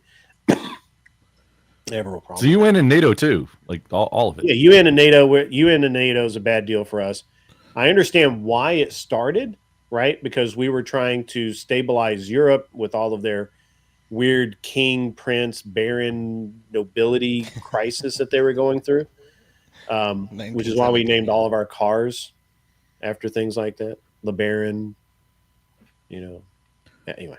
Well, I even understand the reasoning behind a country would want to spend money towards other countries, whether it be like their defense during wartime efforts or whatnot. But the thing is that it used to be a situation where we would get some economical exchange out of it, like some of their resources out, or we'd establish industry in there, or have some sort of like property rights or government swaying. But we're not getting any of that anymore. We're just spending money into it, and then we're stepping out, and we're having situations like Iraq. Where it's like we hopped in, gave them a bunch of military resources, left, and then the terrorists just took over again. And there's a great argument for this from a British guy, an old general in Britain, and he's talking about the fact that in World War II, the United States stripped Britain of the vast majority of all of its wealth in exchange for coming to their aid and overtaking Nazi Germany. Well, we didn't strip it from them. They used all of their wealth to fight the war, and then we didn't give them any money for it because we didn't want to be involved in the war in the first place. That's a very poor mischaracterization. We didn't go over there and take money from the crown. The crown, the King of England is literally still the richest man in the world, like on a level that we can't understand, right? But at any rate, even if we say, okay, all that stuff, water under the bridge, whatever. The fact is that for 70 years, I think it's actually 80. I think an argument an argument can be made for 80, but I usually go with 70 because that's pretty provable. 70 years of constant warfare, something like 50 of it in North Africa and the Middle East. Constant stream of young American men dying. Constant stream of taxpayer dollars. For what?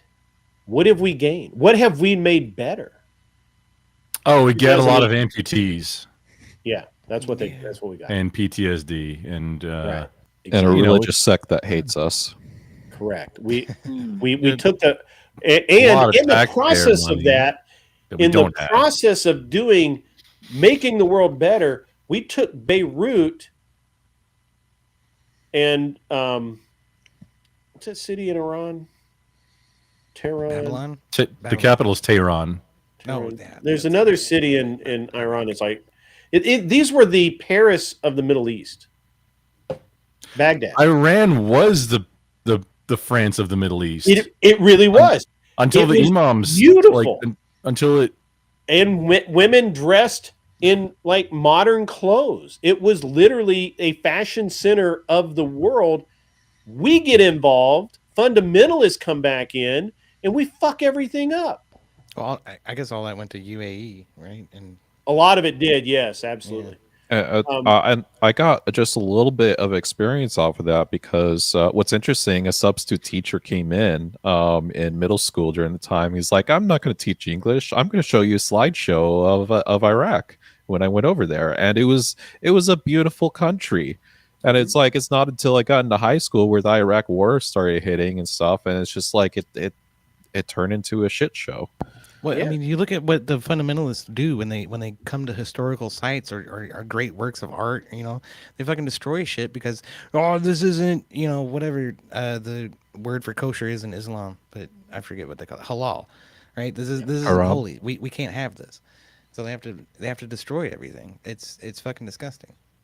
And now we've had this renaissance. What is it? The Muslim Brotherhood, right? All across Egypt and the Middle East, where fundamentalism is taking root again. That's the Muslim Brotherhood is what just kiboshed the whole Arab Spring nonsense. Yeah, it was a bad idea from the start. Made by like the whole Arab Spring was by people who didn't know what the fuck was going on. And look, I'm a war hawk. No problem with war. I mean, it sounds like you don't agree with a lot of the justifications that the United States. I don't agree with any of the and further, I don't see any good that's come of it.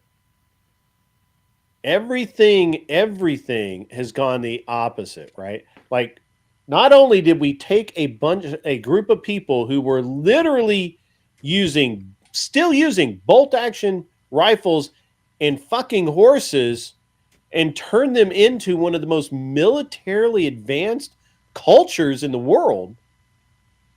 We did that. The Russians, they captured a bunch of AK-47s. It could have stopped there. Yeah, no. It wasn't just us. Yeah, it was the Russians. We keep sending over all kinds of cool shit, and they capture it, and they learn how to use it. And now look at where they're at. They're good fighters. I don't take anything away from them. Well, when you don't have much to live for, you know, you just become a good fighter, and that's the thing. Their economy is crap. Or there's a lot of them, and you know, right. Accuracy by volume, right? Not precision. Well, if you got a lot of jihadis. You ever heard the thing that the reason that they don't aim is because if the bullet hits you, Allah willed it. Oh, that's how they. If you've ever driven in an not all of them, but most Arab countries, or I won't say most, but a lot of Arab countries, let's say, or primarily Arab. It's an act of Arab faith areas. to drive. they don't even use their blinkers. They will reach out and make like a shooing motion, and then change lanes. Yeah. And if it's Allah willed it. Yeah. And look, I'm just telling you, man.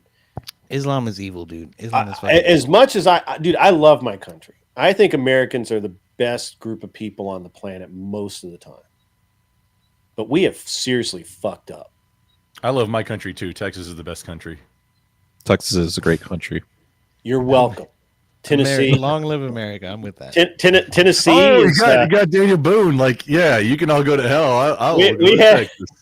That was actually David Crockett, and you know why he said that? Oh, right? David Crockett. Yeah, I'm sorry. Daniel Boone's a Kentuckian. Thank you very much.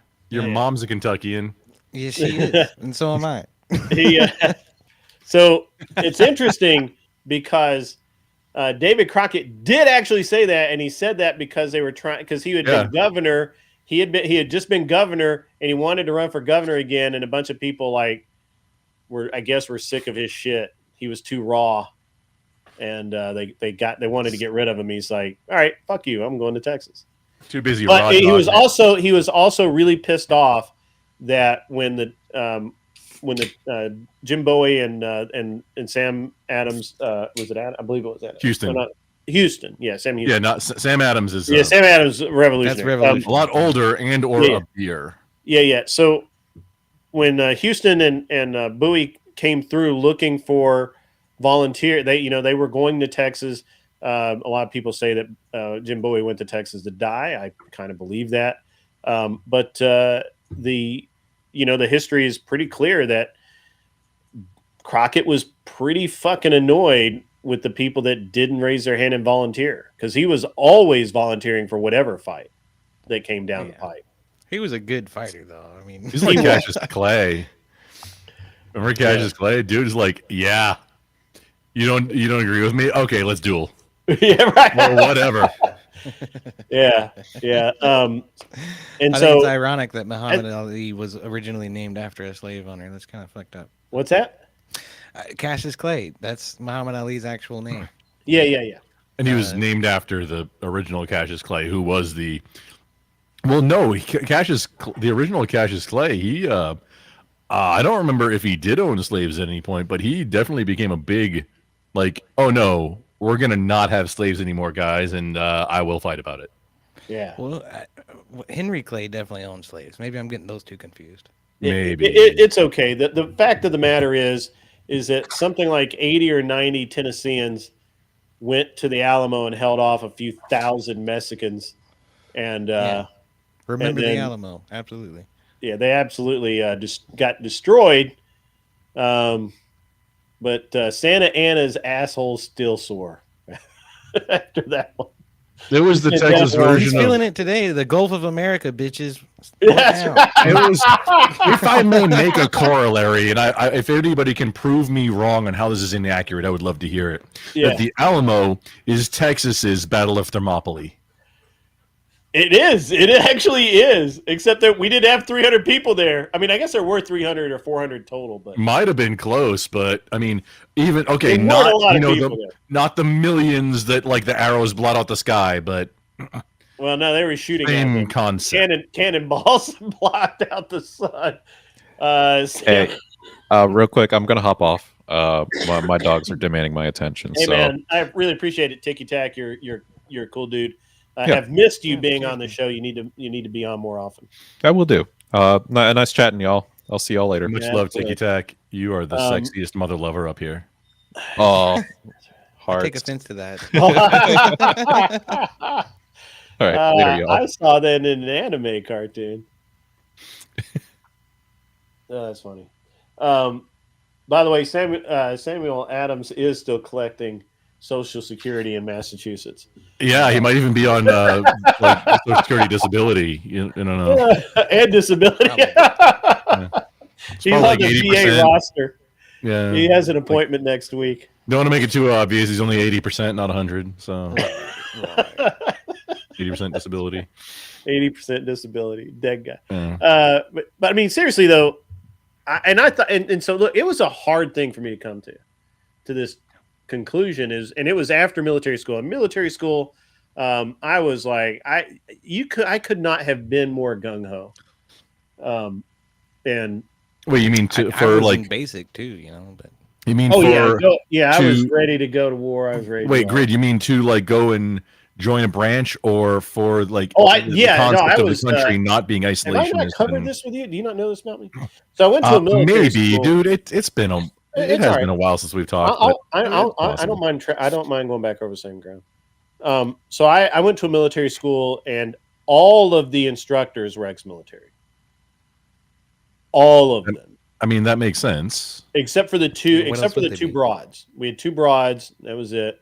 But there were two women on campus, and everybody else was a dude. And There was dudes were boobs all- on a. I was Camp- like, oh, man. first of all, Well, they, they let didn't women live be there. instructors. They didn't live there. and They were then like, they weren't. like in one the of them was some military? kind of counselor, and one was like a state evaluation rep that had to be on campus all the time. Ah, okay, that doesn't really count. All right. Seems Yeah, sexist. she had to be there. She had to be there daily to like fill out fucking reports and shit. They both, by the way, one of them, the fat, ugly, fill out report broad, actually wrote a report saying that I had a problem with women. me personally, at like 14. As a student there? As a student. With no other women in the... As a sophomore, so like 15 and a half. With no other women in the entire campus. Zero women. Those two. I just did she is half her the fat population ass. of the women saying, "Oh no, he has a problem with women." When Yeah. Well, you I'm can't put like, it in no, those I terms. love That's women. I relative just hate your statistics. fat That makes the ass. point. I mean, maybe you're a little bit full of yourself. You're half the I women don't that he know. interacts with right now. So He wrote it what does that down say in a about you? paper. He hates. I was like, really? Hate's a really strong word too. It is. I think she's actually said I have a problem with women. So anyway, all of the instructors, counselors, department, everybody on campus, ex-military. They hired mostly from the Army, but occasionally we get a Navy puke through, and every once in a while a Marine would show up just to prove that they could, that they could read. And Right. Instead of eat the book. Well, I mean, office, and it was always an officer Marine. Yeah. Don't worry about Naturally. One that's been to college. Yeah. They're writing implements, and yeah, they're not going to collect. They don't. It's budgeted. It's an expense. It's a consumable, so they don't have to collect them after you fill out the form.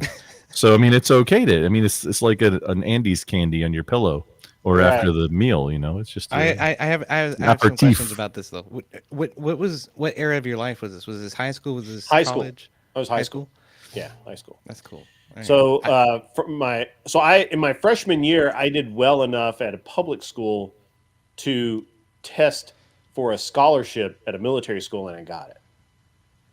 And I did, and I ended up being there almost full time. I would do the leadership programs during the summer. And then I would do the regular school during the school year. Was it one of the ones where you have to have like a congressman recommend you, or I had to have a state representative recommend me? Yeah. Okay. I mean, that for a lot of those schools, that's a thing. To get the scholarship. Yeah. I won, and I think this is a fucking made up as shit thing, but I won the Tennessee Outstanding. I won an award that was the Outstanding Achievement or Leadership Award. Some bullshit. Something about leadership, outstanding, and I was it. I think it was made up, but they gave it to me as a ceremony. Got my picture taken. It was great. No, the military always likes to award the biggest loudmouth motherfucker in the room who's going to tell other people what to do. So absolutely. Yeah, I have no fucking clue what it was. I mean, they're giving it to me. Excuse me, sir. How many pull-ups you can do directly translates to how much other people should listen to you. Okay, that's a Marine thing. It's directly proportional. So I'm in military school. I excelled at everything. So we were separated into so this was an old school where literally the dorms looked like they probably were like World War II barracks, like thin, 3 stories tall, open bay, showers on one end, stairs on the other. That's a barracks. that was what I lived. That's three-story showers on all in one end, open squat. That is a barracks, sir. You've just described a barracks. And so Correct. they separated us into correct 10-man groups, right? 10-boy groups. And I ended up working my way up. I was a leader for the last 2 years there, and I was responsible for all of their bullshit. And I remember and you're gonna love this. I remember, and all these guys that the staff that interfaced with us were only there for health and safety. Everything else we had to do. Like we had to plan the week ahead, and like if you didn't plan to have lunch was not assumed. Breakfast was not assumed. If it wasn't on the schedule and you couldn't point to it, you didn't do it. Oh, peer leadership is great. As a learning thing. Because I mean, you only forget to put that on the.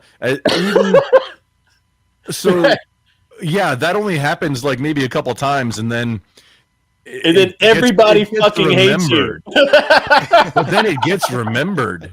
It drives the lesson home because if everybody hates you because of a mistake you made, I mean, and they hate you, and they're really pissed, and they Yeah, know they're too because hungry. they've done it. They've done it, so they're like, "Oh yeah, we know," but you fucked up, and so the staff never did anything except they were there just so that we didn't kill each other, and we didn't walk in front of a bus. Yeah, they're was watching over your nice. shoulder as you do it. Well, I They didn't mean, give the bus. Well, honestly, both of those. I mean, let them figure it out. And there was some wiggle room in there. Get run over by the bus once or twice. Yeah. You'll be all right. But one of the things that they were there for, one of the things that the staff delighted Not in, Lord of the Flies, but maybe it was pretty close. So one of the things the staff delighted in was field day. So Oh, yeah. field day is every Sunday. What? Every Sunday, every week. Well, Saturday or Sunday. Well, I think we always did ours. You had to take everything out of your Foot Locker and put it all back. You had to clean the entire bay, the sleeping area, had to be completely cleaned. And I mean mattresses off, clean the rails, put the mattresses back on, make your bed again. It had to be clean the perfect. floor. So you got to move all the racks off to one side, clean the and you entire got you guys floor. doing your dive bombers down the runway, and then move all the racks back over to the other side that's clean, and now get your guys running their dive bombers. Just all you got is like towels and some scuzz brushes. So you got the soapy water, and you get to run your happy ass. With Well, we your had hands on the actual floor mops, so with your we had dive actual bombers. mops. We had actual mops. We were cheating. But you had to clean the entire the shower area absolutely clean. Everything's clean. It has to look like brand new, like nobody's ever lived there. Yeah, Right? we had this stainless steel threshold between the hallway and the entryway into the bay where the bunks were. We had to fucking get down on our hands and knees and polish that with fucking brass. Fuck yeah, you did. Fingers. Fuck yeah, you did. Oh And- yeah, and so- I think Brasso is a derivative company that's owned by the government. Probably, dude. That's a DoD Brasso, company right there. If it's No, like toothpaste works great. Aquavelva, Bro. The old school toothpaste that had the grit. It worked great. But anyway, so oh yeah, no, it's way better. You're right. There was about every 3 to 4 months, some jackass would get pissy or just wouldn't want to do their fucking job right, or somebody other than me would check off before calling the staff. And riots ensued because of this. But the best one ever was we had this little black kid named Charles. Oh, classic. And he was more on the entitled side. So there's only a few actual rules, right? One of them is that there's no food of any kind in the barracks. None. Zero. If they catch you with food in your Foot Locker, bad. There's a reason for this too. Yeah, and there is. I'll Roaches say that after. and mice. Yeah. Vermin in general. Vermin, yeah, of all kinds. But And then so- also the discipline aspect of keep your shit clean, and then also, hey, because Eat we when told it's you time to so. eat also. Yeah. So I did not. Nobody knew this. He had a couple of donuts that he had snuck back, and he had actually put them in his Foot Locker. Now the other thing, God damn is it, Charles. Huh? I said, God damn it, Charles. Damn it, Charles. And so the thing is, private he's pile pretty right sneaky. there. He's a pretty sneaky little bastard. So not only does he have these in his Foot Locker, but there's a very specific way the Foot Locker has to be put together. Everything has to be Navy rolled. If you don't know what that is, look it up. It's great. Everything has to be Navy rolled. Every pair of pants, every pair of socks, your fucking underwear, all of it. It has to be Navy rolled. There is nothing folded. There is nothing in there that's not rolled up nice, neat, and tidy. And you had to have pants on one side, shirts, socks, underwear. It had to be that way. On the bed sheets. Yeah, I remember that shit. You remember that? so there has to be this way, and then you had a tray that goes on top, and that tray could be a book that you read, your Bible, anything you got from home, right, in a Ziploc bag. Like you could have cookies from home in a Ziploc bag as long as they were disappeared in a couple of days. Right? Oh no, you can't get away with that. Oh shit, fuck no. Yeah, you get that was like the That's one not real thing. boot that camp, is smoking sir. territory right there. The whole fucking platoon. Oh no. So you could have that one thing, and then you had your pens, pencils, No. watch, all that kind of shit, right? Your money valuables bag. Right. That So had you your have stuff this in it, Foot Locker yeah. that they can literally open up, take one look at, and anything out of place is fucking glaring, right? Like anything out of place is like shining a fucking beacon to Mars. So did he not put the donut in the donut spot, or He had it wrapped up in like paper towels down in his I guess his pants. I actually don't know where it was. I didn't see it personally, but I did see what happened. I was gonna say, yeah, I bet you know what happened. The first thing that happened is he's also at a school, so like the real hazing can't really happen. Stand by. So what happens is Red McCormick, who was an Army guy, he was a massive human being. He was the saw officer. He carried the saw and all of the saw accoutrement. He was the biggest motherfucker. you mean the weapon, the saw, or yeah, the saw. Oh, okay. Yeah, like while he was active duty, an officer carrying a saw. Well, no, he was not an officer. Ah, there you go. All right. Yeah, he was a sergeant, I think. Oh, okay. Yeah. So I he was actually don't remember what Red McCormick's rank was. He was a machine gunner or heavy. He was the heavy weapons guy. He was huge. huge. 331B, as Milwaukee likes to fucking remind us. He was fucking massive. Anyway, so he comes in and he's going down the road checking Foot Lockers. He's going down the road checking Foot Lockers. What's that? I'm sorry. Just the machine gun that Udi's talking about, that an acquaintance of ours, I wouldn't say friend. He claims the Marine that I don't like. There's so many flags, like what? Except for a lot of Marines are like we are taughted, sir. So it's like I maybe believe it. Yeah, he claimed in the Marine Corps having 240 Bravo, which like, hey, last time I checked, the Marine Corps only had 240 Golfs, which means it had the weapon mounting kit like integrated into it already.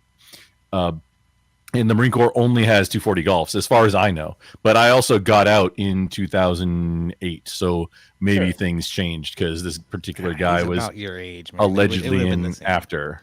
No, he was in after me, or he claims anyway. I don't know, dude. The Army had Bravos, Marine Corps had Golfs. That's the all I know is it was a big fucking gun with big fucking mass amounts of ammo, and he carried all that shit, and he didn't even care. He was like the biggest. He was the second biggest bastard on campus, right? And the other one was his best friend, and he was also part of this in a lesser capacity. This dude's waist was like 36. His thighs, each one was like 20. I want to say 24 or 28, something like that. Bigger than his girlfriend's waist. Each one of his thighs. I mean, he was a big motherfucker. Anyway, Willett was hilarious. But so McCormick comes up and he's going down and he catches the first thing he catches is this guy doesn't have his Bible and book and all that stuff in the right way. So he basically says unsat, walks out of he says unsat, turns around, walks out. For anybody who pause one quick, just so for the audience, for anybody who doesn't know what that means, unsat means unsatisfactory. It means, hey, either you pass or fail. No, you failed. Yeah, you're either satisfactory or unsatisfactory. Unsat. We all failed. And I gotta run to the bathroom. I'll be right back. I can still hear you though. No, so it says unsat, and he just walks out. He doesn't say what is unsat. He just says unsat. So now we're all looking at our shit. Right? We're all like, did he? Wait, hang on. It was when he was looking at. Was it after he was like? No. He looked in this guy's footlocker. It was right then. He said unsat and walked out. We assumed that it was his footlocker, but you can't take anything for granted. So we're all looking around like, is somebody's bed fucked up? Is there a streak on the mirror in the bathroom? Is it what could he have seen from this location that would have triggered the unsat. Right? So we're all freaking out. Charles goes over. Now he knows that his shit is not right. He opens his Foot Locker. I look down and say, dude, you got to get this shit right. Get it right fucking now. And he like kind of half-asses it, changes where the book and the Bible and the pins and all that shit are. Everything now it looks more or less like everybody else's, but I haven't checked underneath. So after about 30 minutes, we're like looking around. We can't find anything wrong. Call him back. All right. Now Willett's come with it. So I got these two big bastards sitting there. And they start going through. They get all the way to the end, and I'm about to breathe that sigh of relief. They get back, and now we're back to Foot Lockers. Shower room's okay. Beds are okay. Floor's okay. Ceiling's okay. Everything's okay. Now we're checking Foot Lockers, and I think we're in the home stretch, baby. Foot Lockers are the easiest. Until he gets Charles's fucking Foot Locker. And not only was it not right, he then decided to see how not right it was. So he took the tray out. When he took the tray out, he notices that not everything looks like it should. So he lifts up a few things and he finds, guess what? A pair of fucking donuts. He didn't say anything. He just picked that Foot Locker up. Just dumped it. And walked to the end and threw it down 3 flights of fucking stairs. And they proceeded to do that with all of our Foot Lockers. Because we're all even. We're all responsible. A hurricane party, Mount Sarahati. There you go. All the Foot Lockers go over. Foot Locker. That's every cool. Fucking body in the building thought the building was coming apart because you've got fucking Foot Lockers bouncing down the stairs, and that's not quite. These are go concrete. over the railing, hit the other railing, bounce down some stairs. Were they steel or concrete stairwells? I would imagine concrete. Yeah, concrete. Yeah. That's not quiet. You got Foot Lockers now bouncing down the stairs. So yeah, that's they a would funny have tossed thing. it down the middle of the bay in my barracks. Man. While we were down picking up our shit, they took Dawn soap and wrote on the mirrors, "Unfucking satisfactory. Fix this shit." That's a little unprofessional, but that one is a little unprofessional. The thing that gets how hard me, it is to get Dawn soap off a fucking mirror. Yeah, but the thing that really, evil, man. Grid, the thing that really gets me about that is that the way you know that this was in a schoolhouse for youngsters environment, like a cadet type thing, is because you were able to say, "Hey, we're ready. Inspect us again," and then they came and inspected you again. They just show up at fucking 5 o'clock in the morning and wake your ass up. Get the fuck out of bed! Get up now! Get up now! Let's go! Inspection! Let's go! That's the biggest thing. Yeah. That to me was like, oh, whoa, wow, nice to be able to say, "Hey, we think we fixed it." Or we're good now. Please inspect us again, and then it happens. Like that's a big deal. We couldn't go into town until field day was declared satisfactory.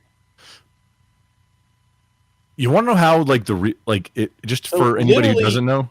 Go ahead. Grid's talking about this was in a schoolhouse, so he's in a military academy as a pre-18-year-old adult. Yeah. In I believe it's all across all branches.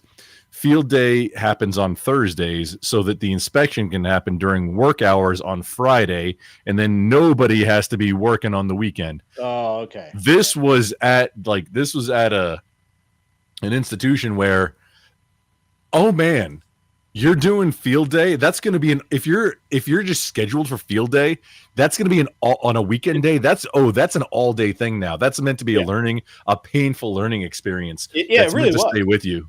Yeah. It absolutely was designed to. You had to run the gamut of you wanted to get done quickly enough to make it in the town before you had to be back for curfew. Especially on Saturday night. That's the worst. Yeah, I felt for the we didn't go in on Saturday unless we'd already if we had field day on Saturday we could, but we had to have field day done before you go into town. Period. So Do you remember, was it on Saturday or Sunday? On campus, huh? Was it on Saturday or Sunday? It was usually on Sunday. Usually on okay. That Sunday you would wake up because your day of rest. Yeah. So Sunday we'd wake up, we'd have chapel, and then in theory field day took 3 hours, and then you could go into town. We didn't go into town in basic, man. That did not happen. Yeah, we stayed on base. Marine Corps boot. In Marine Corps boot camp, there's 2 places, and you don't leave them. Yeah. During boot camp. This is not the same experience you guys had. No, just say. But this was a year-long tour. This was 4 years of my life of just being. I was going to say the other part of that is basic only lasts a few weeks in the Air Force. In our phase 1 training, it's a little different. It's a very strict environment, and you have to ask permission to go into town and shit. But it's not as strict as basic. A lot of what you're describing is as strict as basic. So you guys have. It's just a different dynamic, I guess. Air Force boot camp is 6 weeks. So it was when I went. It's 8 weeks now. This was like my entire year was like this. Like it didn't matter what else was going on. No kidding. If we had 3 minutes per person for showers. Now that didn't actually matter. That's a long time for we have 4 showers, right? So we had 10 people, so you could get done pretty quick. So showers were supposed to take X amount of time. If you were over that, they would just turn the fucking water off.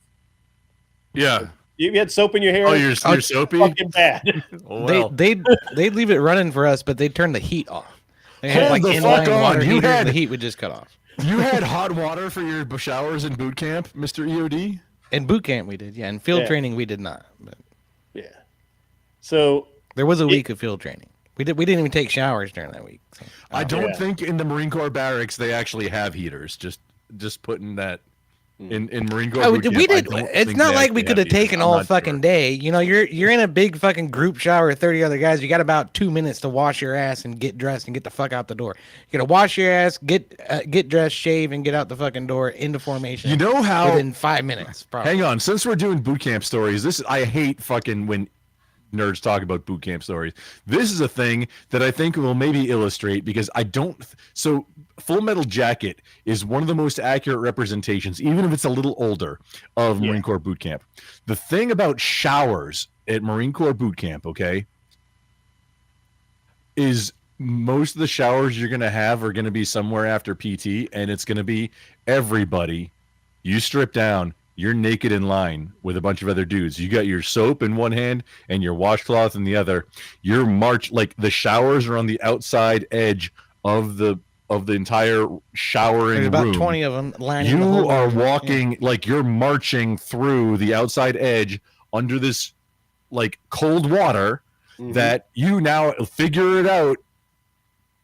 Recruit, because you're not a Marine yet. You're a recruit. You don't get rank until you pass the crucible. You graduate, but you are now soaping yourself up and scrubbing and figuring out everything you need to do. You have about a minute from the time you go in. I'm guessing.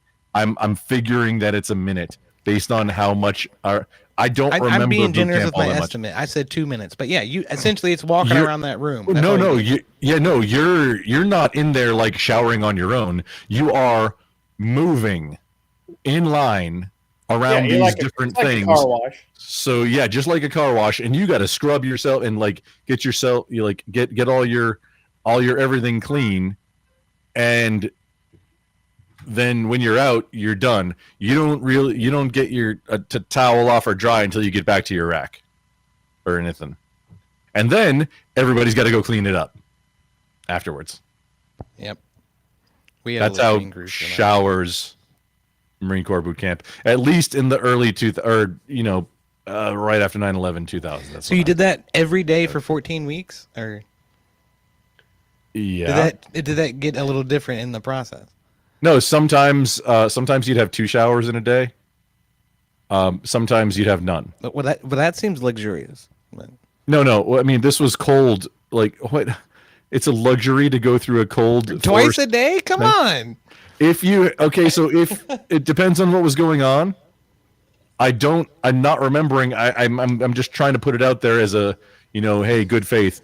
Because boot camp stories have no interest in me, and I don't care what anybody else did in boot camp. It's like they're the most to any veterans. Boot camp stories are the most worthless thing ever. Just since we're talking about showers. Yeah. So this was the thing. I guess the difference is this was 3.5, almost 4 years of my life. This was also kids. Yes. Teenagers. Juveniles, teenagers, adolescents. I know. I'm just highlighting the difference. I'm not saying that it should be this way for high school students to be honest in with military you, school. I think it's fine. But to be honest, it's one of the few things that saved me from becoming a complete criminal. Yeah. Fair. It does that for a lot of people, I'm certain. But I think occasionally it tips fucking crazy motherfuckers over the edge too that probably shouldn't have been there in the first place. But. Dude, so Colonel Spain, he was an evil bastard. Obviously, to be a colonel, you have to be evil. So wait, no names. That's why it's not drama. My Marine Corps Lieutenant Colonel Dobbs at my high school. I was in ROTC in high school. Which is not the same as being in a military academy. It's very different. I'll admit that. But what was I going to say? Is he was a benevolent soul. And it's the only Marine that I've ever been able to say that about, frankly. But yeah, he was also getting on in life. He was about 75. That's funny. So Colonel Spain, he had been all he could be in the Army. He had been in Vietnam. One night we were standing around a fire talking, and he was talking about how, when he was over there, he said, "Yeah, talking about the war is not a big deal. I don't have a problem talking about it." And some stupid asshole asked him if he killed somebody. He said, "Well, obviously I fucking kill people." He said, "But it's the ones it's the ones I did close up that really, seem to matter." Because he's like, "I remember, slipping into this wherever the fuck he was and cutting this dude's throat, and I could smell what he had for dinner." And that shut that fucker up. That guy didn't ask any more stupid ass questions. But yeah, I bet. But so Colonel Spain was evil though, because we were kind of fucking up for 3 or 4 days in a row. Leadership. My leadership was not what it should have been. We weren't making it to places on time, taking too long to get basic tasks done, things like that. So we finish up for the day. We think we're done. We're going to hit the showers. We're going to go back and we're going to bed. But that is not what happened. What we did was we took a 5-mile focus fucking hike at 10 o'clock at night. What is, just for, because I don't know what that term means. And I would imagine, that chat. Yeah, so he would just be walking along and he would be like, name 10 things about that rock. And he would say, every one of you name something about that rock, but it's got to be different. That sounds like a personal leadership style kind of thing. And, so you'd be like, well, that rock is hard. That rock is smooth. That rock is girthy. Dirty as fuck. That rock is gay. I can tell it's a gay rock. I can tell it's gay. I don't know. It looks like a dick. Look at it. It's gay. No. I mean, that rock's name is Chester, sir. And a lot of this was building you up to be able to function when you were really sleep deprived. Because normally this would happen at 10, 11, 12 o'clock at night, and you would get done at 2 or 3 o'clock in the morning. This was back in the old days when it didn't really the standards were different. You don't say. I mean, this is for 14 to 17-year-old boys. Yeah. Military school. Mm-hmm. It's like a boarding situation. Yeah, we're all boarders. Yeah. No day students. Yeah. Did your boarders have walls?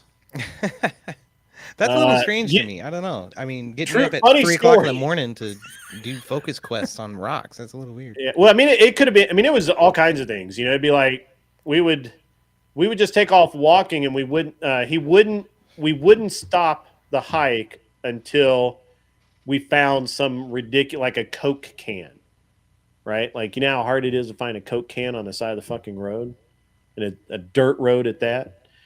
can be difficult. You know, and we just keep walking until you fucking find one. You know, and there may not be one. There were, you know, so I mean, it was, and he Two might birds with one change that. stone. I guess you're picking up litter. So. Yeah. I mean, or I remember one time there was a lot, and this. I look back on it and I think it's fun now, but back then I was pissed, man. Like I was on a whole new planet of annoyed, and I remember one time. So there was a part of the campus. The campus bordered a river on one edge, and it had a creek that ran down to the river and divided the property. And it had an old barn there. I think the barn was from like the 30s or some shit. And on the and back over there, there was what we called the blue hole, and it was a deeper part of the creek that had kind of a spring coming out of it, and it was cold as fuck. Classic blue hole behavior. It was cold, like instant balls in your throat cold. You never wanted to jump in there. Like that's a favorite thing to do with new people is take them. Hey, man, we're gonna go down. We're gonna go swim in the river. But first, just dive in here and just you gotta go first. You first. Yeah, you first. And they jump in there and it's cold as fuck. You know, like it was just like they'd be like, "Whoa, what the fuck are you doing to me?" So you know, like midnight, he'd walk us around for like an hour and a half, and end up down there at the blue hole and. You know, you'd have to run in and run back out. Get you to wake up. You're sleepy. You're you know, you gotta get the blood pumping again. And boy would it. But just stupid things like that. You know, it's just but they all added up to it. What a lot of people consider it hazing, but what it really added up to is that you are becoming more responsible. You are becoming more focused and better with your time and all of that. Especially the focus portion of it, and being able to have a lot more situational awareness. And one of the fun things that we only ever did a couple of times, but I was on one of the best was we took this kid on a snipe hunt, and one by one we fell off. Well, that's quite dangerous. Well, I'm the ignorant one now. I don't know what a snipe hunt is. What is that? Oh okay. No, it's incredibly dangerous. EOD. You should do it at one point in your life though, just so you had the experience. Also, Tiki Tac just gifted 5. Yeah, I saw that. Cheers, Tiki Tac. Thanks, buddy. I appreciate that. So a snipe hunt in the South, at least, is don't give it away. It's not. I got to give it away. If I can't tell the story. It's not funny. So, what are you looking for, black people, or what are you saying? No. That escalated quickly. Well, he said in the South. I mean, what are you trying to say? So a snipe is an actual bird. Okay, so you're hunting for a bird. Tell a really good story about how it's a nocturnal bird that you can only sneak up on and catch at night. And what you do is you get the unsuspecting snipe hunter. Everybody else is in on the joke. You get the unsuspecting snipe hunter, and you give him a bag. You don't give him a flashlight because he's got to have both hands to hold the bag. Wait a minute. Like, if I'm this guy, I'm immediately suspicious because you do not kill a bird with a fucking bat. You're an adult. No, you catch the bird. Yeah, you've got to catch the bird. Oh, okay. Yeah, okay. Catch the bird take it alive. You got to be quick, so you need both hands. You can't, and so, but we've got everybody's got flashlights. Gotcha. So, and you just start walking through the woods, and one by one, everybody drops off and runs and go, and stealthily moves back to a central location. Now, there's a couple of different ways to play this. In this particular instance, the way we played it is I was the last man to drop off. And so I find a stump and I shine it in such a way that, some stick look like a bird, the shadow of a bird. I'm like, hey, there it is. Got to sneak up on it. I'm going to stay here. Go ahead, sneak up on it. And he started sneaking up on it. And about the time he was there, and he was probably 10 or 15 feet away from me, I turned the light off and I got behind a tree. He walked right by me. I followed him the entire way down. He had no fucking clue I was there. And he's yelling, he's screaming, he's, it's fun. Builds character. And I think he was okay until we came out into the field, where it looked like Children of the fucking Corn with the the lights on and the truck parked out in the middle of the field and a bunch of dudes standing around. So that probably freaked him out more than anything else. but and now that was not a staff encouraged activity. That was all us. Yeah, I'm We sure. also used to do really stupid things. Like once I got to be a senior, we actually got our own rooms. It was actually 2 people to a room, but we weren't in a bay anymore. So I thought that was awesome. What I didn't understand is that being young men, we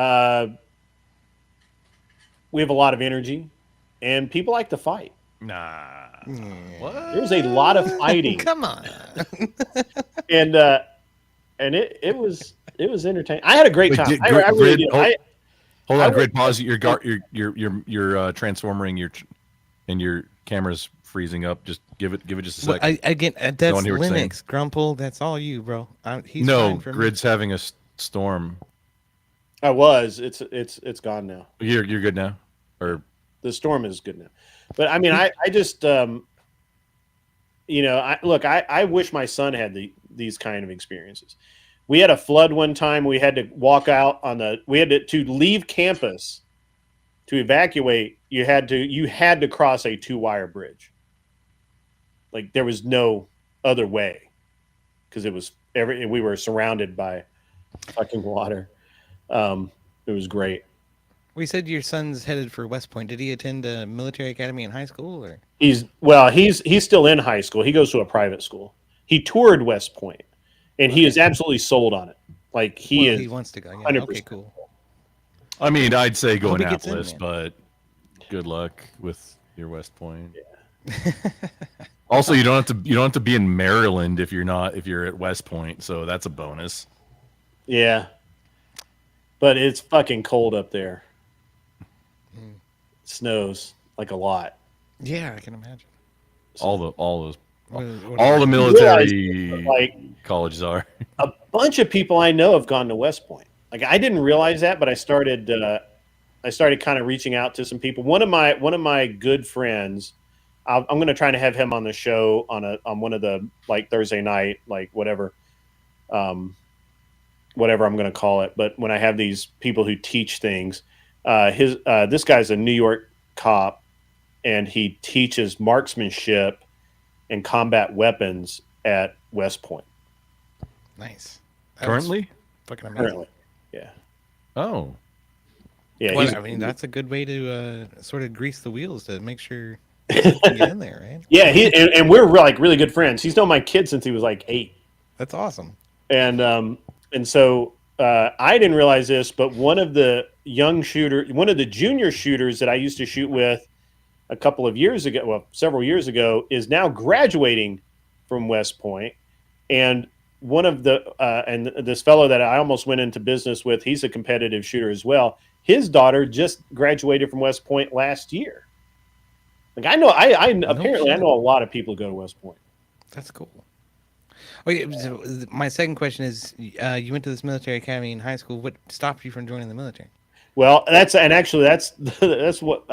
the story was supposed to end up. But we got 499 from Nico Pluto. This is for Tiki Tac. I got hang on. My mouse went to sleep. That's why. This is for Tiki. Thank you for the gifted sub. I greatly appreciate it. Yes, thank you, Tiki Tac. I really appreciate you giving those subs too. Before you answer the question there, Grid, generally specific just rated. Oh, thank you, generally FYI. specific. Thank you for the rate. Also. That's awesome. Appreciate that. Good time. So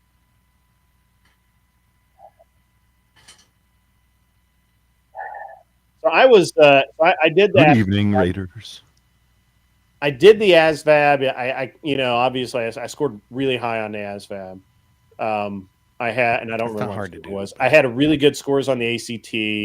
I had a bunch of stuff, but I wasn't really sure that I wanted to go to college, and I really wasn't sure I wanted. I had an ROTC scholarship to go to UT Knoxville, but I went there, toured it, and it was it's a massive party school, and I'm like, there's no damn way I'm graduating from this school.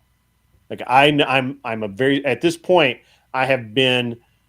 It's just been like me and a bunch of dudes, I'm gonna go into the number 2 party school in the country. Yeah, and I look damn good in my uniform too. So so you're gonna release me on UT? That doesn't sound like a good plan. So at the same time, I was really like dead set that I wanted to do something cool in the military. We had guys. I mean, most of the guys that were there had been like Rangers, Special Forces. Willett had been to literally, I think, every school the Army offered, and then some. He had been to the UDT school as an Army candidate. In the Army, he went to the Navy's UDT school, and had the little fucking spaceman helmet thing that they get. The occupational badge. I only say that because there's a funny story behind it. But so he had done all he could. These guys have been high. These were super high speed guys, right? We had a couple of guys from what back then was Force Recon. Also back then was Delta. They've all changed their names like 4 times now, but and we had a bunch of guys that were just like really cool, and I'm like, I want to be one of those guys. And of course, all of those guys, they want everybody else to be like them too. So they're like, "Yeah, kid, you should try that." That's because there's never enough of them, and they die. They're like, "What did you learn when you get older?" Yeah, they were like, "Yeah, kid, go try. You should definitely try that." But at this point in my life, I'm running 5 miles at the drop of a hat. I could do probably 15, 20 miles in a day. Hiking with a decent sized pack was like nothing. Like I had been living in this way for several years. I'm ready. I think I'm ready. So I go to the local recruiting office, right? And the first time I go by myself and talk to the guy, and the guy's like, "Yeah, you sound awesome." And he's like, "Just got to get your medical and everything, and it's cool." And I said, "Hey, man." I mean, you've essentially already been through basics, so you should be good to go. Well, and there was some talk of essentially. There was some talk of going to an ROTC program first and coming out as some kind of junior lieutenant and then going in. But that would have been ideal. I mean, OTS is a lot easier, but yeah, like the fucking drill sergeant has to salute you. That shit's fucked. So anyway, it's an entirely different experience. Like yeah. So I go and at this point, my cousin had been in the Marine Corps, and he had actually been part of a Force Recon detachment team, whatever the fuck they called them back then. And he seemed to really have liked it, right? Like he seemed like when he got out, he didn't hate the military. He was like, it was like, yeah, it's cool. I enjoyed it. It was good. So I think I'm going to, but I'm pretty set on there. Like everybody, not everybody, but most of the people I'm associating with is our Army. I have a lot of respect for them. I'm going to go do it. I tell the recruiter, "Hey, listen, my early in the summer of my freshman year, I got into a fight with a guy, and he hit me in my ear with a closed. He came across the top and got me in the ear and ruptured my eardrum. Is that a problem?" Well, nowadays it's not. Back then it was yeah, kid, you're not. What he should have said is, yeah, kid, you're not doing anything cool. You're going to be in a support role. They're never going to let you do anything high speed. But he's like, nah, don't worry about it. It's cool. It's fine. I remember. I've asked you this before. My bad. Sorry? I said I remember. I've asked you this before. My bad. You see, this is the difference of the way the different recruiters operate. Marine Corps recruiters, like, no, we got to make mission. The Marine Corps recruiters will tell you, no, you don't have any medical history. That thing you just told me about, I didn't hear it. I was like, you were stuttering and I didn't hear. No, you say I have no medical history when you're filling everything out. And right. that's the I'm not story that you stick smart. to. That's what the difference in the recruiters is. Yeah. Because and then it's that gives, hey, maybe the recruiter is having judgment about, hey, maybe that's not such a big deal and it's a dumb rule. But then also B, that lets they have to make missions, so that lets them just, hey, here's a way around that thing that you didn't say. That thing you didn't say. Yeah. Also, just for chat and everybody, both EOD and I are prior active duty. EOD is prior Air Force, and I was Marine. I was right after 9. I went to boot camp in November of 2001 to go and do fun, cool guy stuff in sandy, hot places. EOD is a little bit after me. I joined in 2007. So I was January 2007 when I went to basic. Yeah. So the second time I went to the recruiter's office, Colonel Spain went with me, and the recruit that guy knew Colonel Spain. Now, Colonel Spain had been in the Army a long time, and he retired with hip pocket orders, and he'd been part of the president's detail. He had cleaned up the Jim Jones mess. He'd done a lot. He was still, even though he had been out for a while, he was still known and respected in that weird Army way. The recruiter, we sat down and we're talking, and the recruiter said, "Hey, listen, I want to be honest with you. Nothing on your list of things that you want to do is going to happen. Like, if you're cool with being in a support role, you want to ride a desk, you want to be in supply, you want to be a clerk, you want to pack parachutes somewhere. That's radio guy sitting behind a console. That's what you're going to be. It's like, we have so many qualified candidates that they were maintaining a minimum strength. Like, we're not gonna. I mean, we'll take you for sure, 100%. But you literally, your first physical, you're done. So what I said, I'm like the middle ground right here. So I joined right after 9/11. Grid is a little bit prior to me. A lot prior. And like during, a Gulf time kind of. I was pre-Gulf anything. This was like 19. Oh, that was when. Oh yeah, that would hang. So this was the they were doing drawdowns. They weren't quite paying people to leave the Army like they do sometimes now, but it was close. It was they're like, look, we're good. Their standards were pretty high medically. If you had a ruptured eardrum, if you had a broken leg. That's what it all boils down to, is numbers and the situation on the ground for the military at large.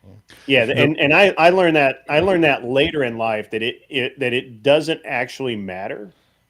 No, not really. It's just what's happening right now today. I mean, you gotta look at the DoD and the way they manage their budget, and they've never passed a fucking audit, so they're gonna try to cut corners any way they can. If they can, Marine Corps personnel, they're gonna do that. So.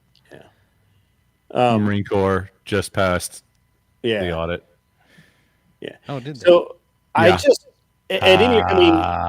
nerd. Because they're the smallest branch of the fucking military next to the Coast Guard, which doesn't really count. They just they keep track of their shit. It's like, if anybody loses something with a serial number, that's a big freaking deal. Dude, it's a giant deal. We spend more in fucking 20 minutes on fucking R&D than your department does in the entire year. The Marine Corps spent like $250,000 to develop MARPAT.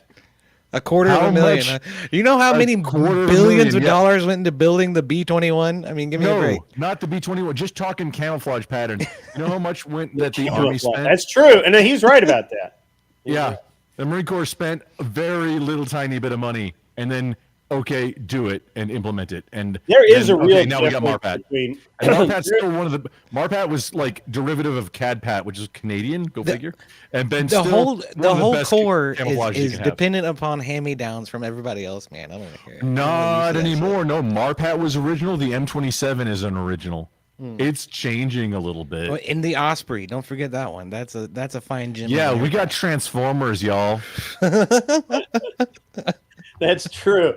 The interesting thing is that it's really different in how the different I mean, it's getting closer to the same, but it's still really different between the way how different branches seem to handle their equipment. And he's right. The Marines, you lose anything. Inventory is a big deal. I know. Yeah. They in the Marine Corps. So pissed. And no, every year there is fucking inventory, and everything better be accounted for. The Army, you better shit it. You better shit one right now. If you lose yours, you just claim it was damaged and you turned it in for a new one, and you pay the supply guy to give you a new one. And the Air Force is a child of the Army, so we do the same shit. I mean, you do the same shit. Okay, yeah. And we have like I said, billions in research and development going on all over the place. We don't know where half the money is. Like we have no idea. I'm not saying this happened, but a lot of Marines are really good at like forging serial numbers on things that look similar. See, now you admit it. There is fraud and problems. No, it's not necessarily fraud. It's like that one fucking thief. We can't find it. It doesn't exist. But we have to be accountable for it, or somebody's getting crucified. Mm-hmm. So, I mean, yeah, I'm like. So you do fraud in order to avoid the crucible? No, that's not fraud. That's that's mission accomplishment, sir. Have you not met Marines? It's improvising and adapting. That's improvising and adapting to accomplish the mission. The mission was get the friggin' audit done. And oh shit, the audit got done. Oh, imagine that. The Marine Corps passed the audit. Go figure. We're on the same wavelength. We're just speaking two different languages. The Marines are literally the only service that are entirely mission driven. They give two fucks about everything else. They could literally like show up with like fucking pink hair, and as long as the mission got done, nobody would give a fuck. That's also the doctrine. The Marine Corps got rid of tanks. We don't have tanks anymore. The Marine Corps, just so people out there know, Marine Corps doesn't have religious personnel. That's the Navy. The Marine Corps doesn't have medical personnel. That's the Navy. The Marine Corps doesn't have construction. The Marine Corps doesn't have construction people. That's CBs. We use CBs to build the floors in our hooches on deployments. Yes, CBs deploy with Marines.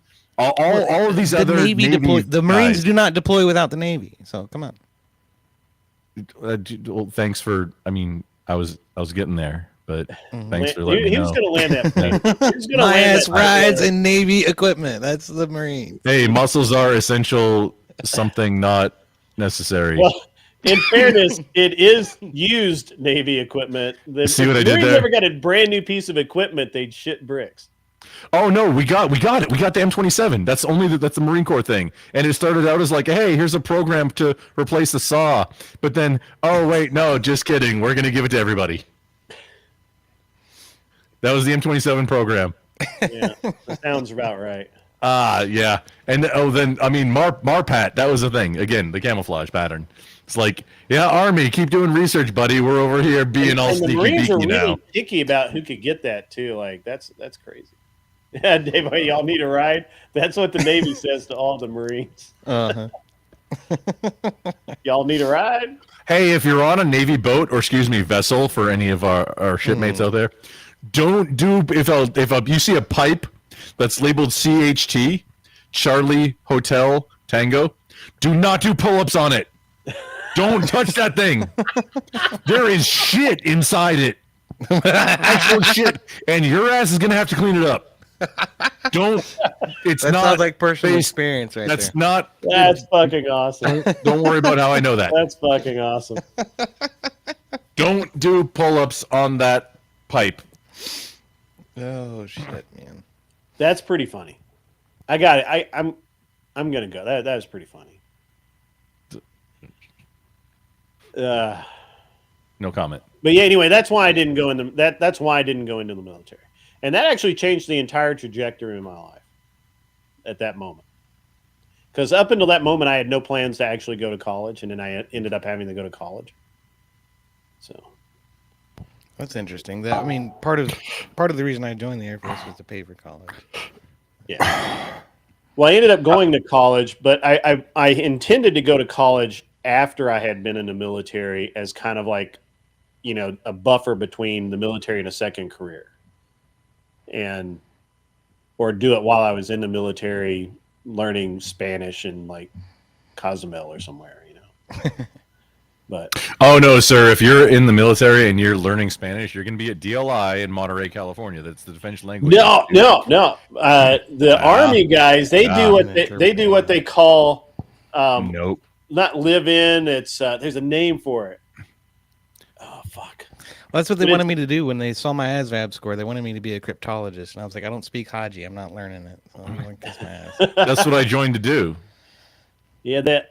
So my one of my I joined to be an Arabic cryptographic linguist. Did you really? That's what they. That's exactly what they wanted me to do. Did you? That's what I joined to do because I used the Water Boy from the '90s, the Pauly Shore movie. I used the Water Boy strategy of hey, or Adam Sandler, whatever. In the '90s, it was hey, I'm gonna definitely go somewhere and do something where that because it was just 9/11. That was why I joined the Marine Corps. I joined to be an Arabic cryptographic linguist, whatever. The MOS became later on different things. That's like my idea was, hey, maybe I'm not SF, but I'll be SF adjacent. I'm gonna go do something somewhere. It's gonna make a difference, and like because we just got somebody just poked us. Oh. I'm joining the Marine Corps. Oh, I'm going to go be violent somewhere. And this is going to ensure that my violence is going to be put in the right direction to why I'm joining.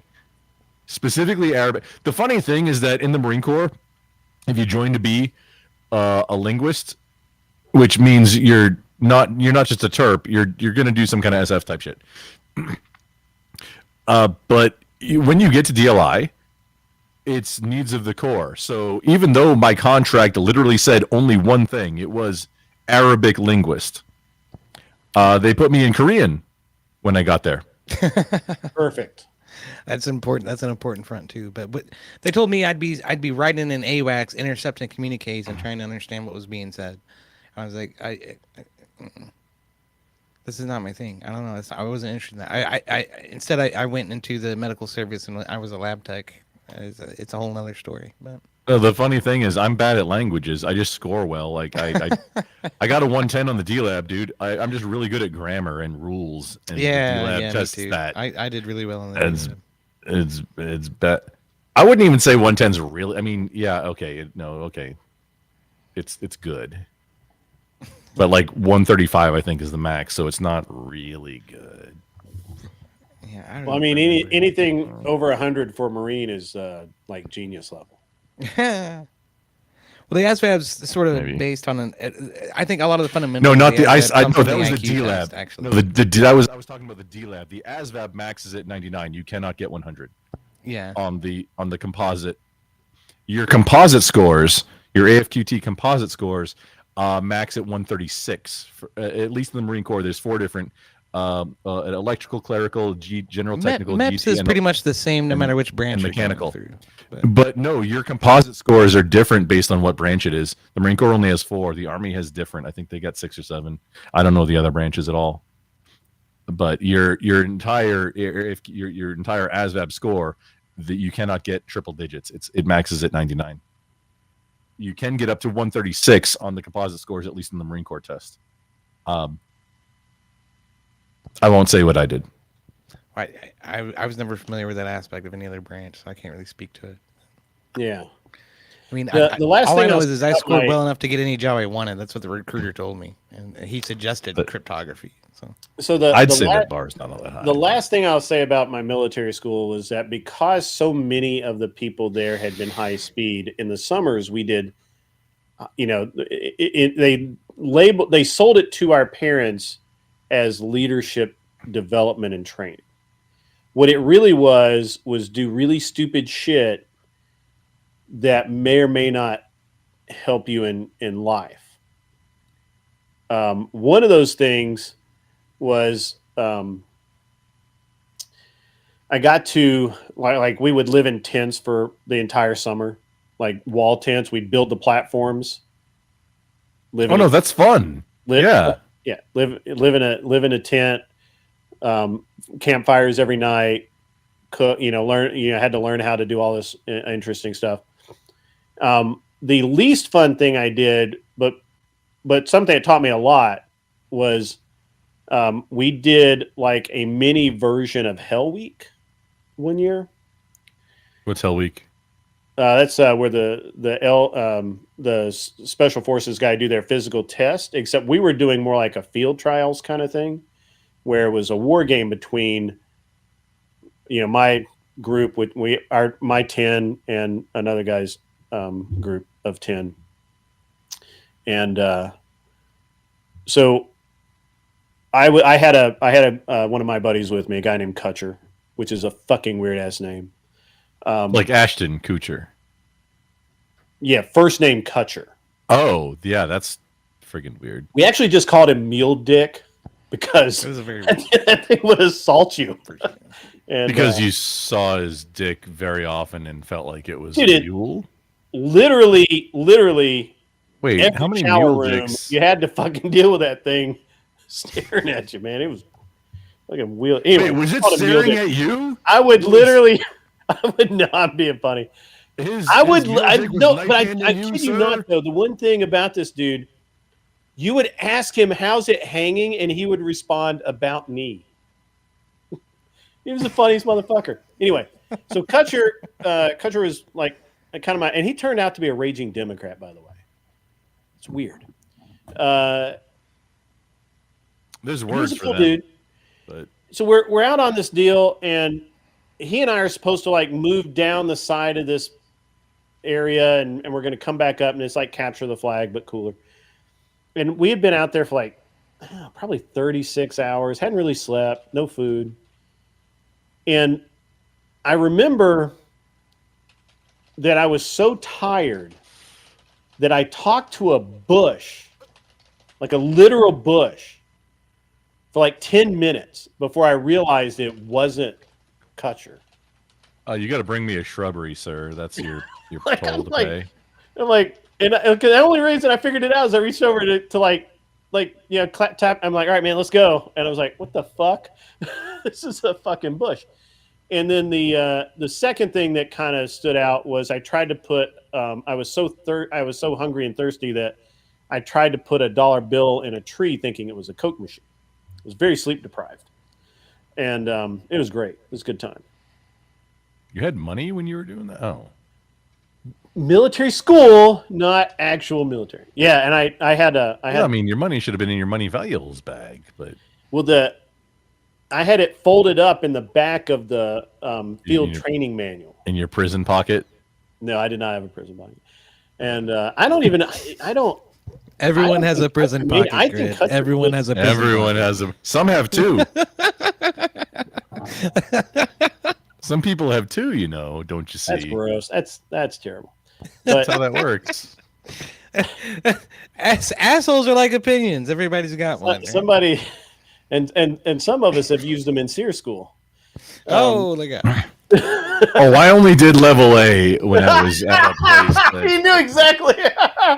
Instantly. Yeah, no, I didn't Vietnam do that. gun trucks were cool. How they did it. I only did the first level of Sears. I was talking to some of the folks in chat. I'm sorry. Did we describe what SEER means? Survival, evasion, resist, escape. Yes. And there's different levels of the training that you get on it. I only did the first one just because I happened to be stationed at a place later in my career, I happened to be stationed at a place that did it. So you just go through the courses sometimes. I did radio wave propagation instruction, and I was like doing comm stuff for the. But SEER is for how to survive on your own behind enemy lines. You know, living off the land, trying to find your way back to friendly territory, right? And if you get captured, because part of the training is that, yeah, you can be really good, but part of the training is you have to be captured. Right. So it doesn't end until you get captured, and then you get to because that's only the first half. Survival and evasion, that's the first half. That's the C in the SEER. The R and the E is resistance and escape. That's the second half, and that's the second part of the training. After, like, it's almost like movie beats where you have like different acts. Sure. Well, the whole training is very orchestrated and everything. But, and where I did SEER school and like where I was stationed at the time, the very big rule was don't kill and eat the cows. Those are grazing animals, because there were cattle that were grazed that like. Even though it was, I'm not going to say on a podcast. Okay. I'll tell you offline later if you want to know. But yeah, it sounds like somewhere in like Georgia-ish. Let's say that. Yeah, sure, why not? Yeah, but the local the things that you've learned, like, you know, how to quickly field strip a rabbit by the ears and you like slingshot the guts out of it. Yeah, that's cool. Fine. However, the cattle are grazing animals and they don't belong to us. If you kill one and eat it, your ass is done. They're expensive. James Stern says a buddy of his brother, Marine unit, was at 29 stumps for a few days because he didn't apply suntan lotion. He got really bad sunburn. Somehow he dodged court-martial. Not really sure. Comm school, like most comm schools in the Marine Corps, are at the stumps, which also is the name of one of the bars right outside the base, by the way. Yeah, you can, like, from what I understand, you can get charged for sunburn because you're damaging government property because you are government property, and that's that's just thing. Technical horseshit. If somebody wants to fucking roast your ass, they're gonna find a reason. Yeah, that's I never saw it happen personally, but I was a student at the time. Whenever did you ever hear when I was at bombs? So in your guys' journey through, because you went through the actual military, I was in a military school, and I had a bunch of very different instructors and teachers and staff that all had very different experiences, and they were very warped, as most career military are. I remember one of them. We were talking once about special forces and all, and because at the time, I mean, look, I was a 16, 17-year-old kid in the best shape of my life. Thought I was, not only was I indestructible, but I thought I literally could do anything. Oh no, you're 10 feet tall and bulletproof as a teenager. Everybody is. Yeah, absolutely. And you shoot fireballs out of your eyeballs and electricity from your and lasers. I had one of my favorite activities was fighting. I broke a dude's tooth off in my hand. It was a great time. I may or may not have shot a dude's finger off. Oh, don't tell us that. That's a felony. Right. Yeah. It's not. It depends on. It may not be a felony. Let's not go being hasty there. Anyway. I'm getting ready to get out of school, and so that last senior year, it's like senior hazing full time. And I remember I was talking to I don't remember if it was Deckelman or I forget who the fuck it was, but I'm talking to one of the guys there about his experience, because he was a Special Forces Ranger, and he was another guy. He was going to be a lifer, and he was like really cool. I remember asking him about if he had done SEER, if he had done, what survival schools he had been to, what just what he had done. I mean, what should I do, right? But it was the gist of this. And so one of the other guys, and I cannot remember this guy's name for the life of me. One of the other guys, he was telling us how he had been in the unpleasantness in the DR,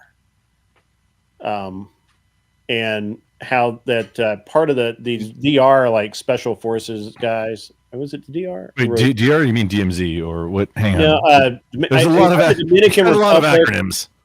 Dominican or too fucking many. Maybe it was Haiti, or it was somewhere tropical. I want to say it was DR. Anyway, somewhere really tropical, and like they were like there, because all of the Ranger guys are there. They're never there as like soldiers. They're there as advisors. Advisors, yes. Trainers. Consultants, advisors. Consultants. Those are the terms. And he's like one of the special forces training camps that they were advising in had this tradition at the first at the beginning of every week of their SEER, which they didn't call it SEER, call it something else, but I don't speak Haitian, so yeah. Anyway, it's French. They speak French mostly. They speak French. I don't speak French either. It's like Haitian Creole. It's like a bastardized version of French.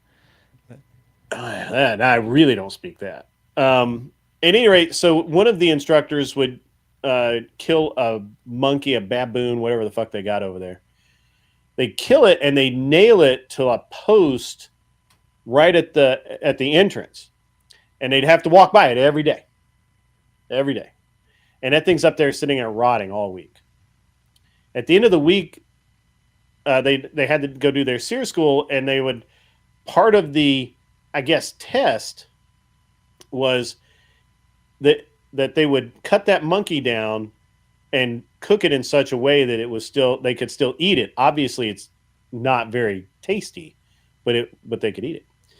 And I was like, that's nasty. That's nasty, right? And he's telling me this, and I'm like, why are you telling me this? This is like, I want to go out there and rotted for a fucking week. It's garbage. Throw it in the trash. No. My dog doesn't want that.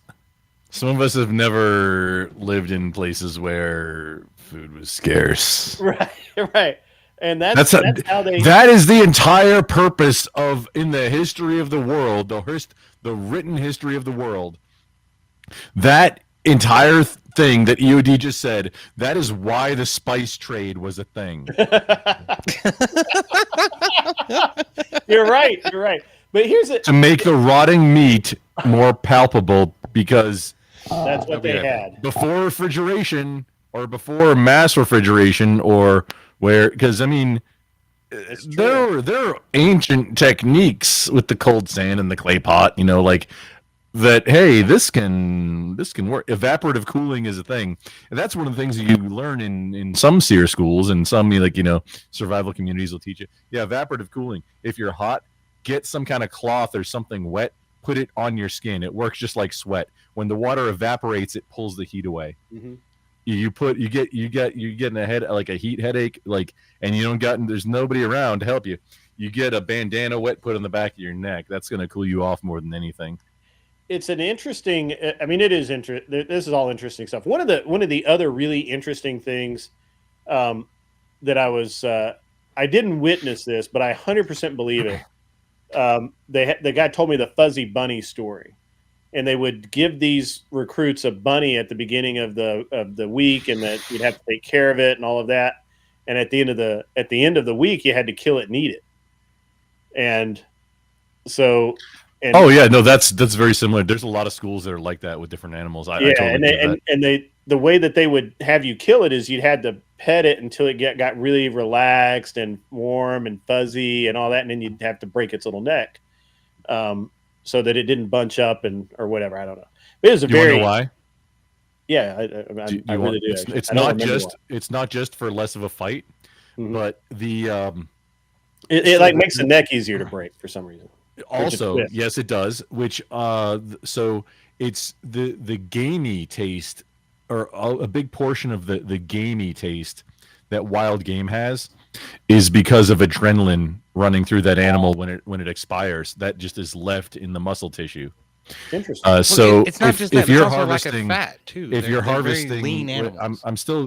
let me just finish. I'm landing the plane. EOD. It's a warthog. If it makes you warm and fuzzy, that's y'all. But so the thing that you want to do, like if you're doing your own, just related to home game, if you have chickens or rabbits or something, yeah, you want to stroke them and cuddle them and make them feel nice. The best way to do it is literally a broomstick that you push across the neck and then rip the body up. That the animal will not suffer. Snap the neck immediately. There will be no adrenaline, and now you've got this carcass that's not running around, by the way, because chicken with his head's cut off.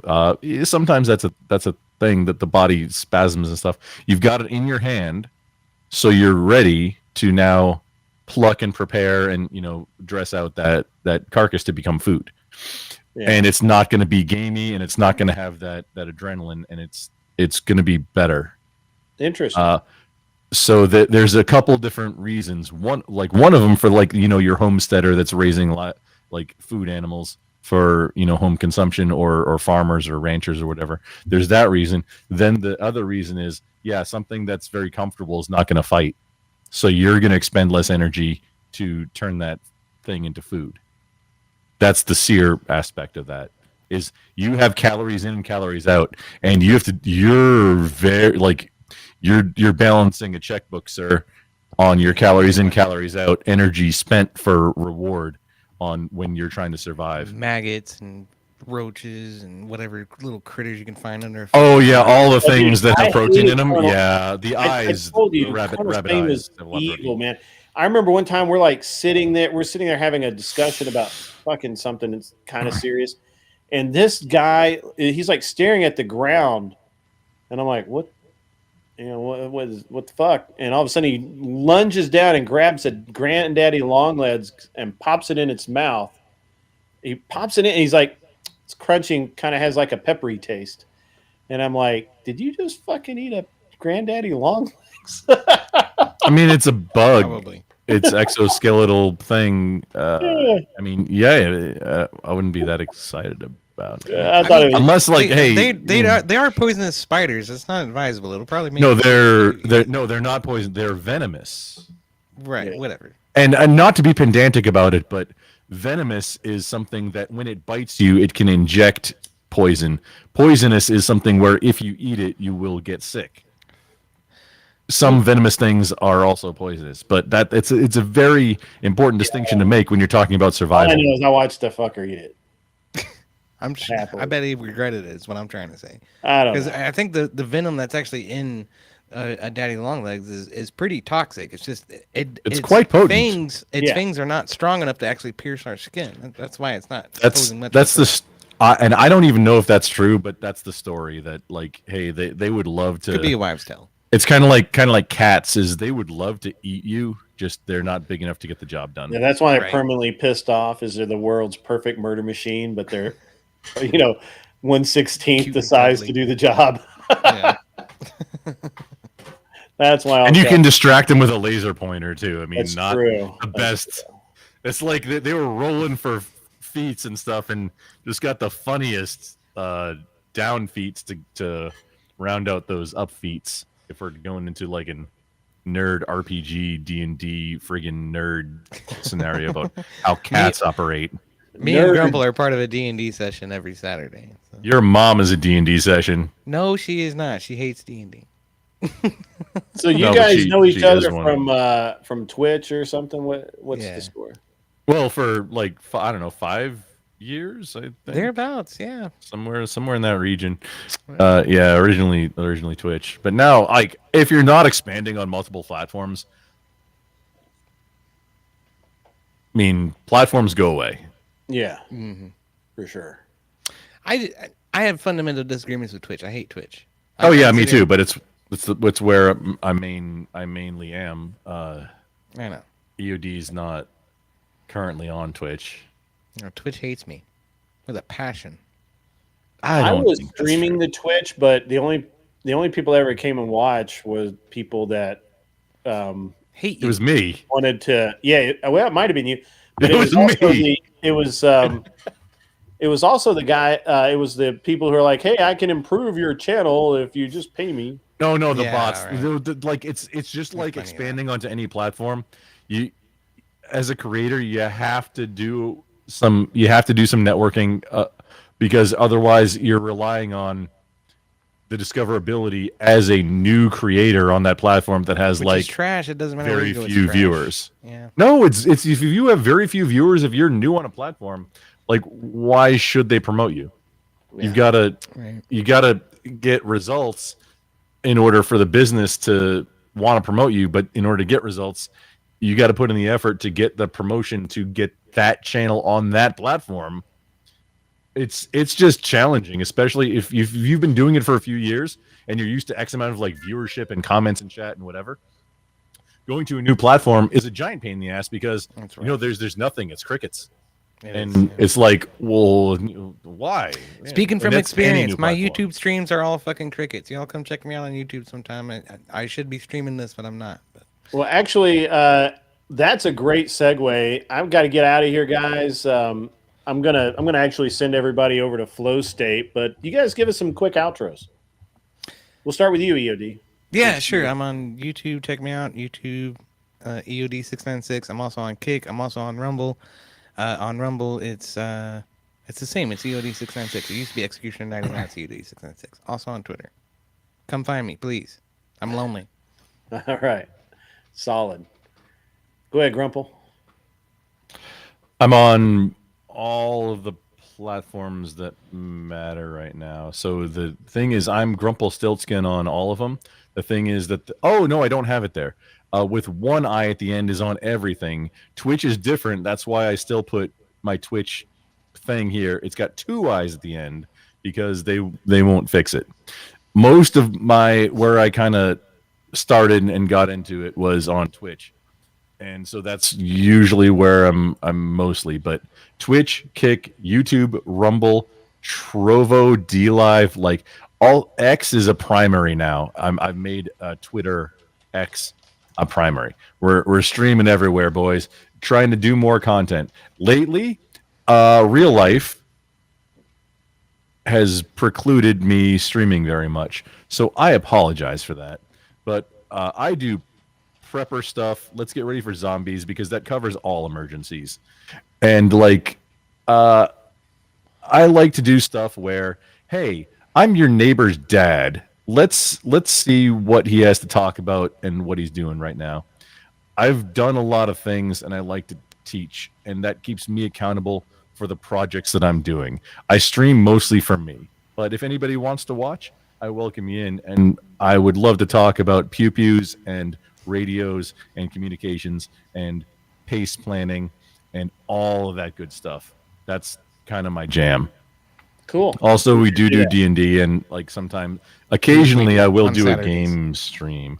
Well, not necessarily always. We should actually have a stream sometime where we talk about all of the cool stuff.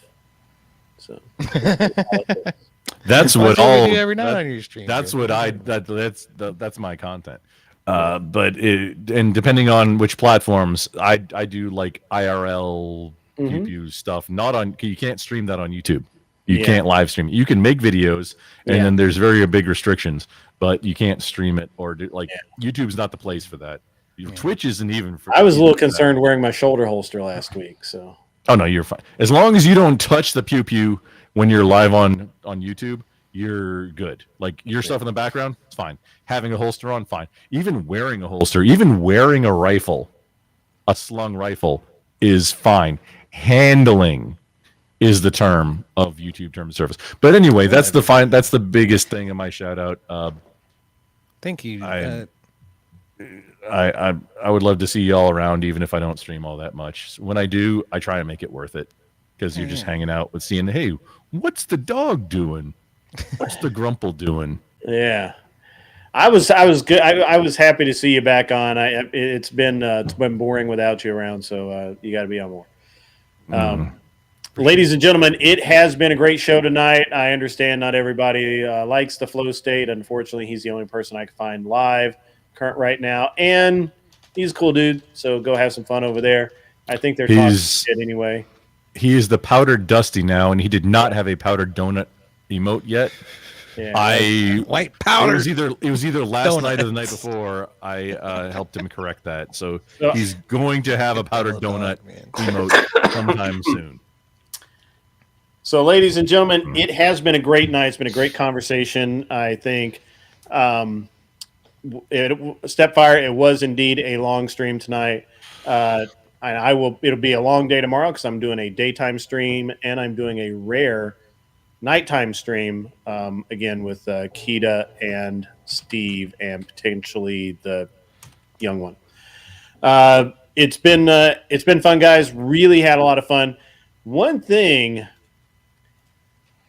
you gotta love is the Southern accent. Let me tell you this story really quick about a Southern accent. I have a friend of mine. His name is David Power, and his son is named I'm gonna tell Wyatt. y'all right now about the goddamn Southern accent. I'm gonna give me David was yelling for his son, who it legitimately is named Wyatt, and in his Southern accent, it came out as, "Hey, White Power!" It was legitimately hilarious to everyone who heard it, because that's legitimately that guy's name. We got a Wyatt, we got a buddy. Wyatt. His name's Devil Dog. He says his joke all the time: white powdered donuts. And he waits for a second to say donuts. That's what actually made me remember David and his son. That's funny. You guys probably don't remember this because I doubt you're the firearm nerds. I am, but there used to be a. Excuse me, sir. There used to be a. When I was active duty, I was an instructor. That's literally part of my shtick. But So please there used continue. to be in I Nashville, don't want to go flopping area, dicks or nothing. a high quality AR company called Saber. I have one of their plastic monolithic lowers, and it's like you have to have their specific shit to build it out. Yeah. So Saber. No, I know Saber. Do you know what happened to him? No, They went I mean, away. they were doing a niche they were thing, so not- good for them, but it was a pain in the ass. Yeah, it was. They had to forfeit their FFL when they were found with unserialized lowers in the finish. That is okay. So that's not just for FFL. That's not getting rid of your FFL. That's getting rid of that would violate their SOT. That's special occupational taxpayer, which is whatever level. It's probably I don't know what level. It's probably level 1 manufacturer. If you're just doing lowers for sale, you're a level 1 manufacturer. If you're making like NFA items, you're a level 3 manufacturer. I mean, they did all of it.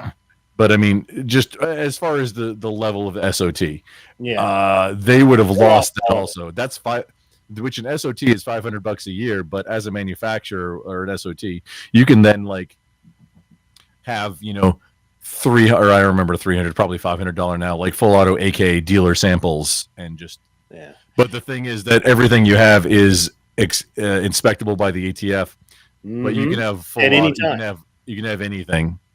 And you don't have to ask permission from the ATF. You inform them that, hey, I'm transferring this to me. So there's a lot. I mean, it's a big. I've thought about getting an SOT for over a decade.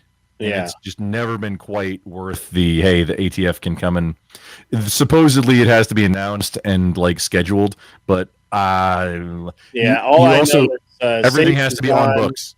Saber's Everything- gone because they were playing fast and loose. I Stag believe it. almost went away for the same thing. You would think that people do a better job. At any rate, David I don't Power mean to- worked for Saber, and now he's still in the shooting industry and he's a really cool dude.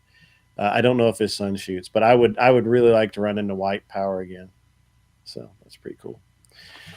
Wyatt. That's Like sexist. Wyatt Earp. That's sexist, chat. Don't worry about that. He's fine. All right. Anyway, ladies and gentlemen, I'm sending you over to the state of flow, or the powdered Dusty, as he is now known. And as always, be cool, wear glasses if you need them, and get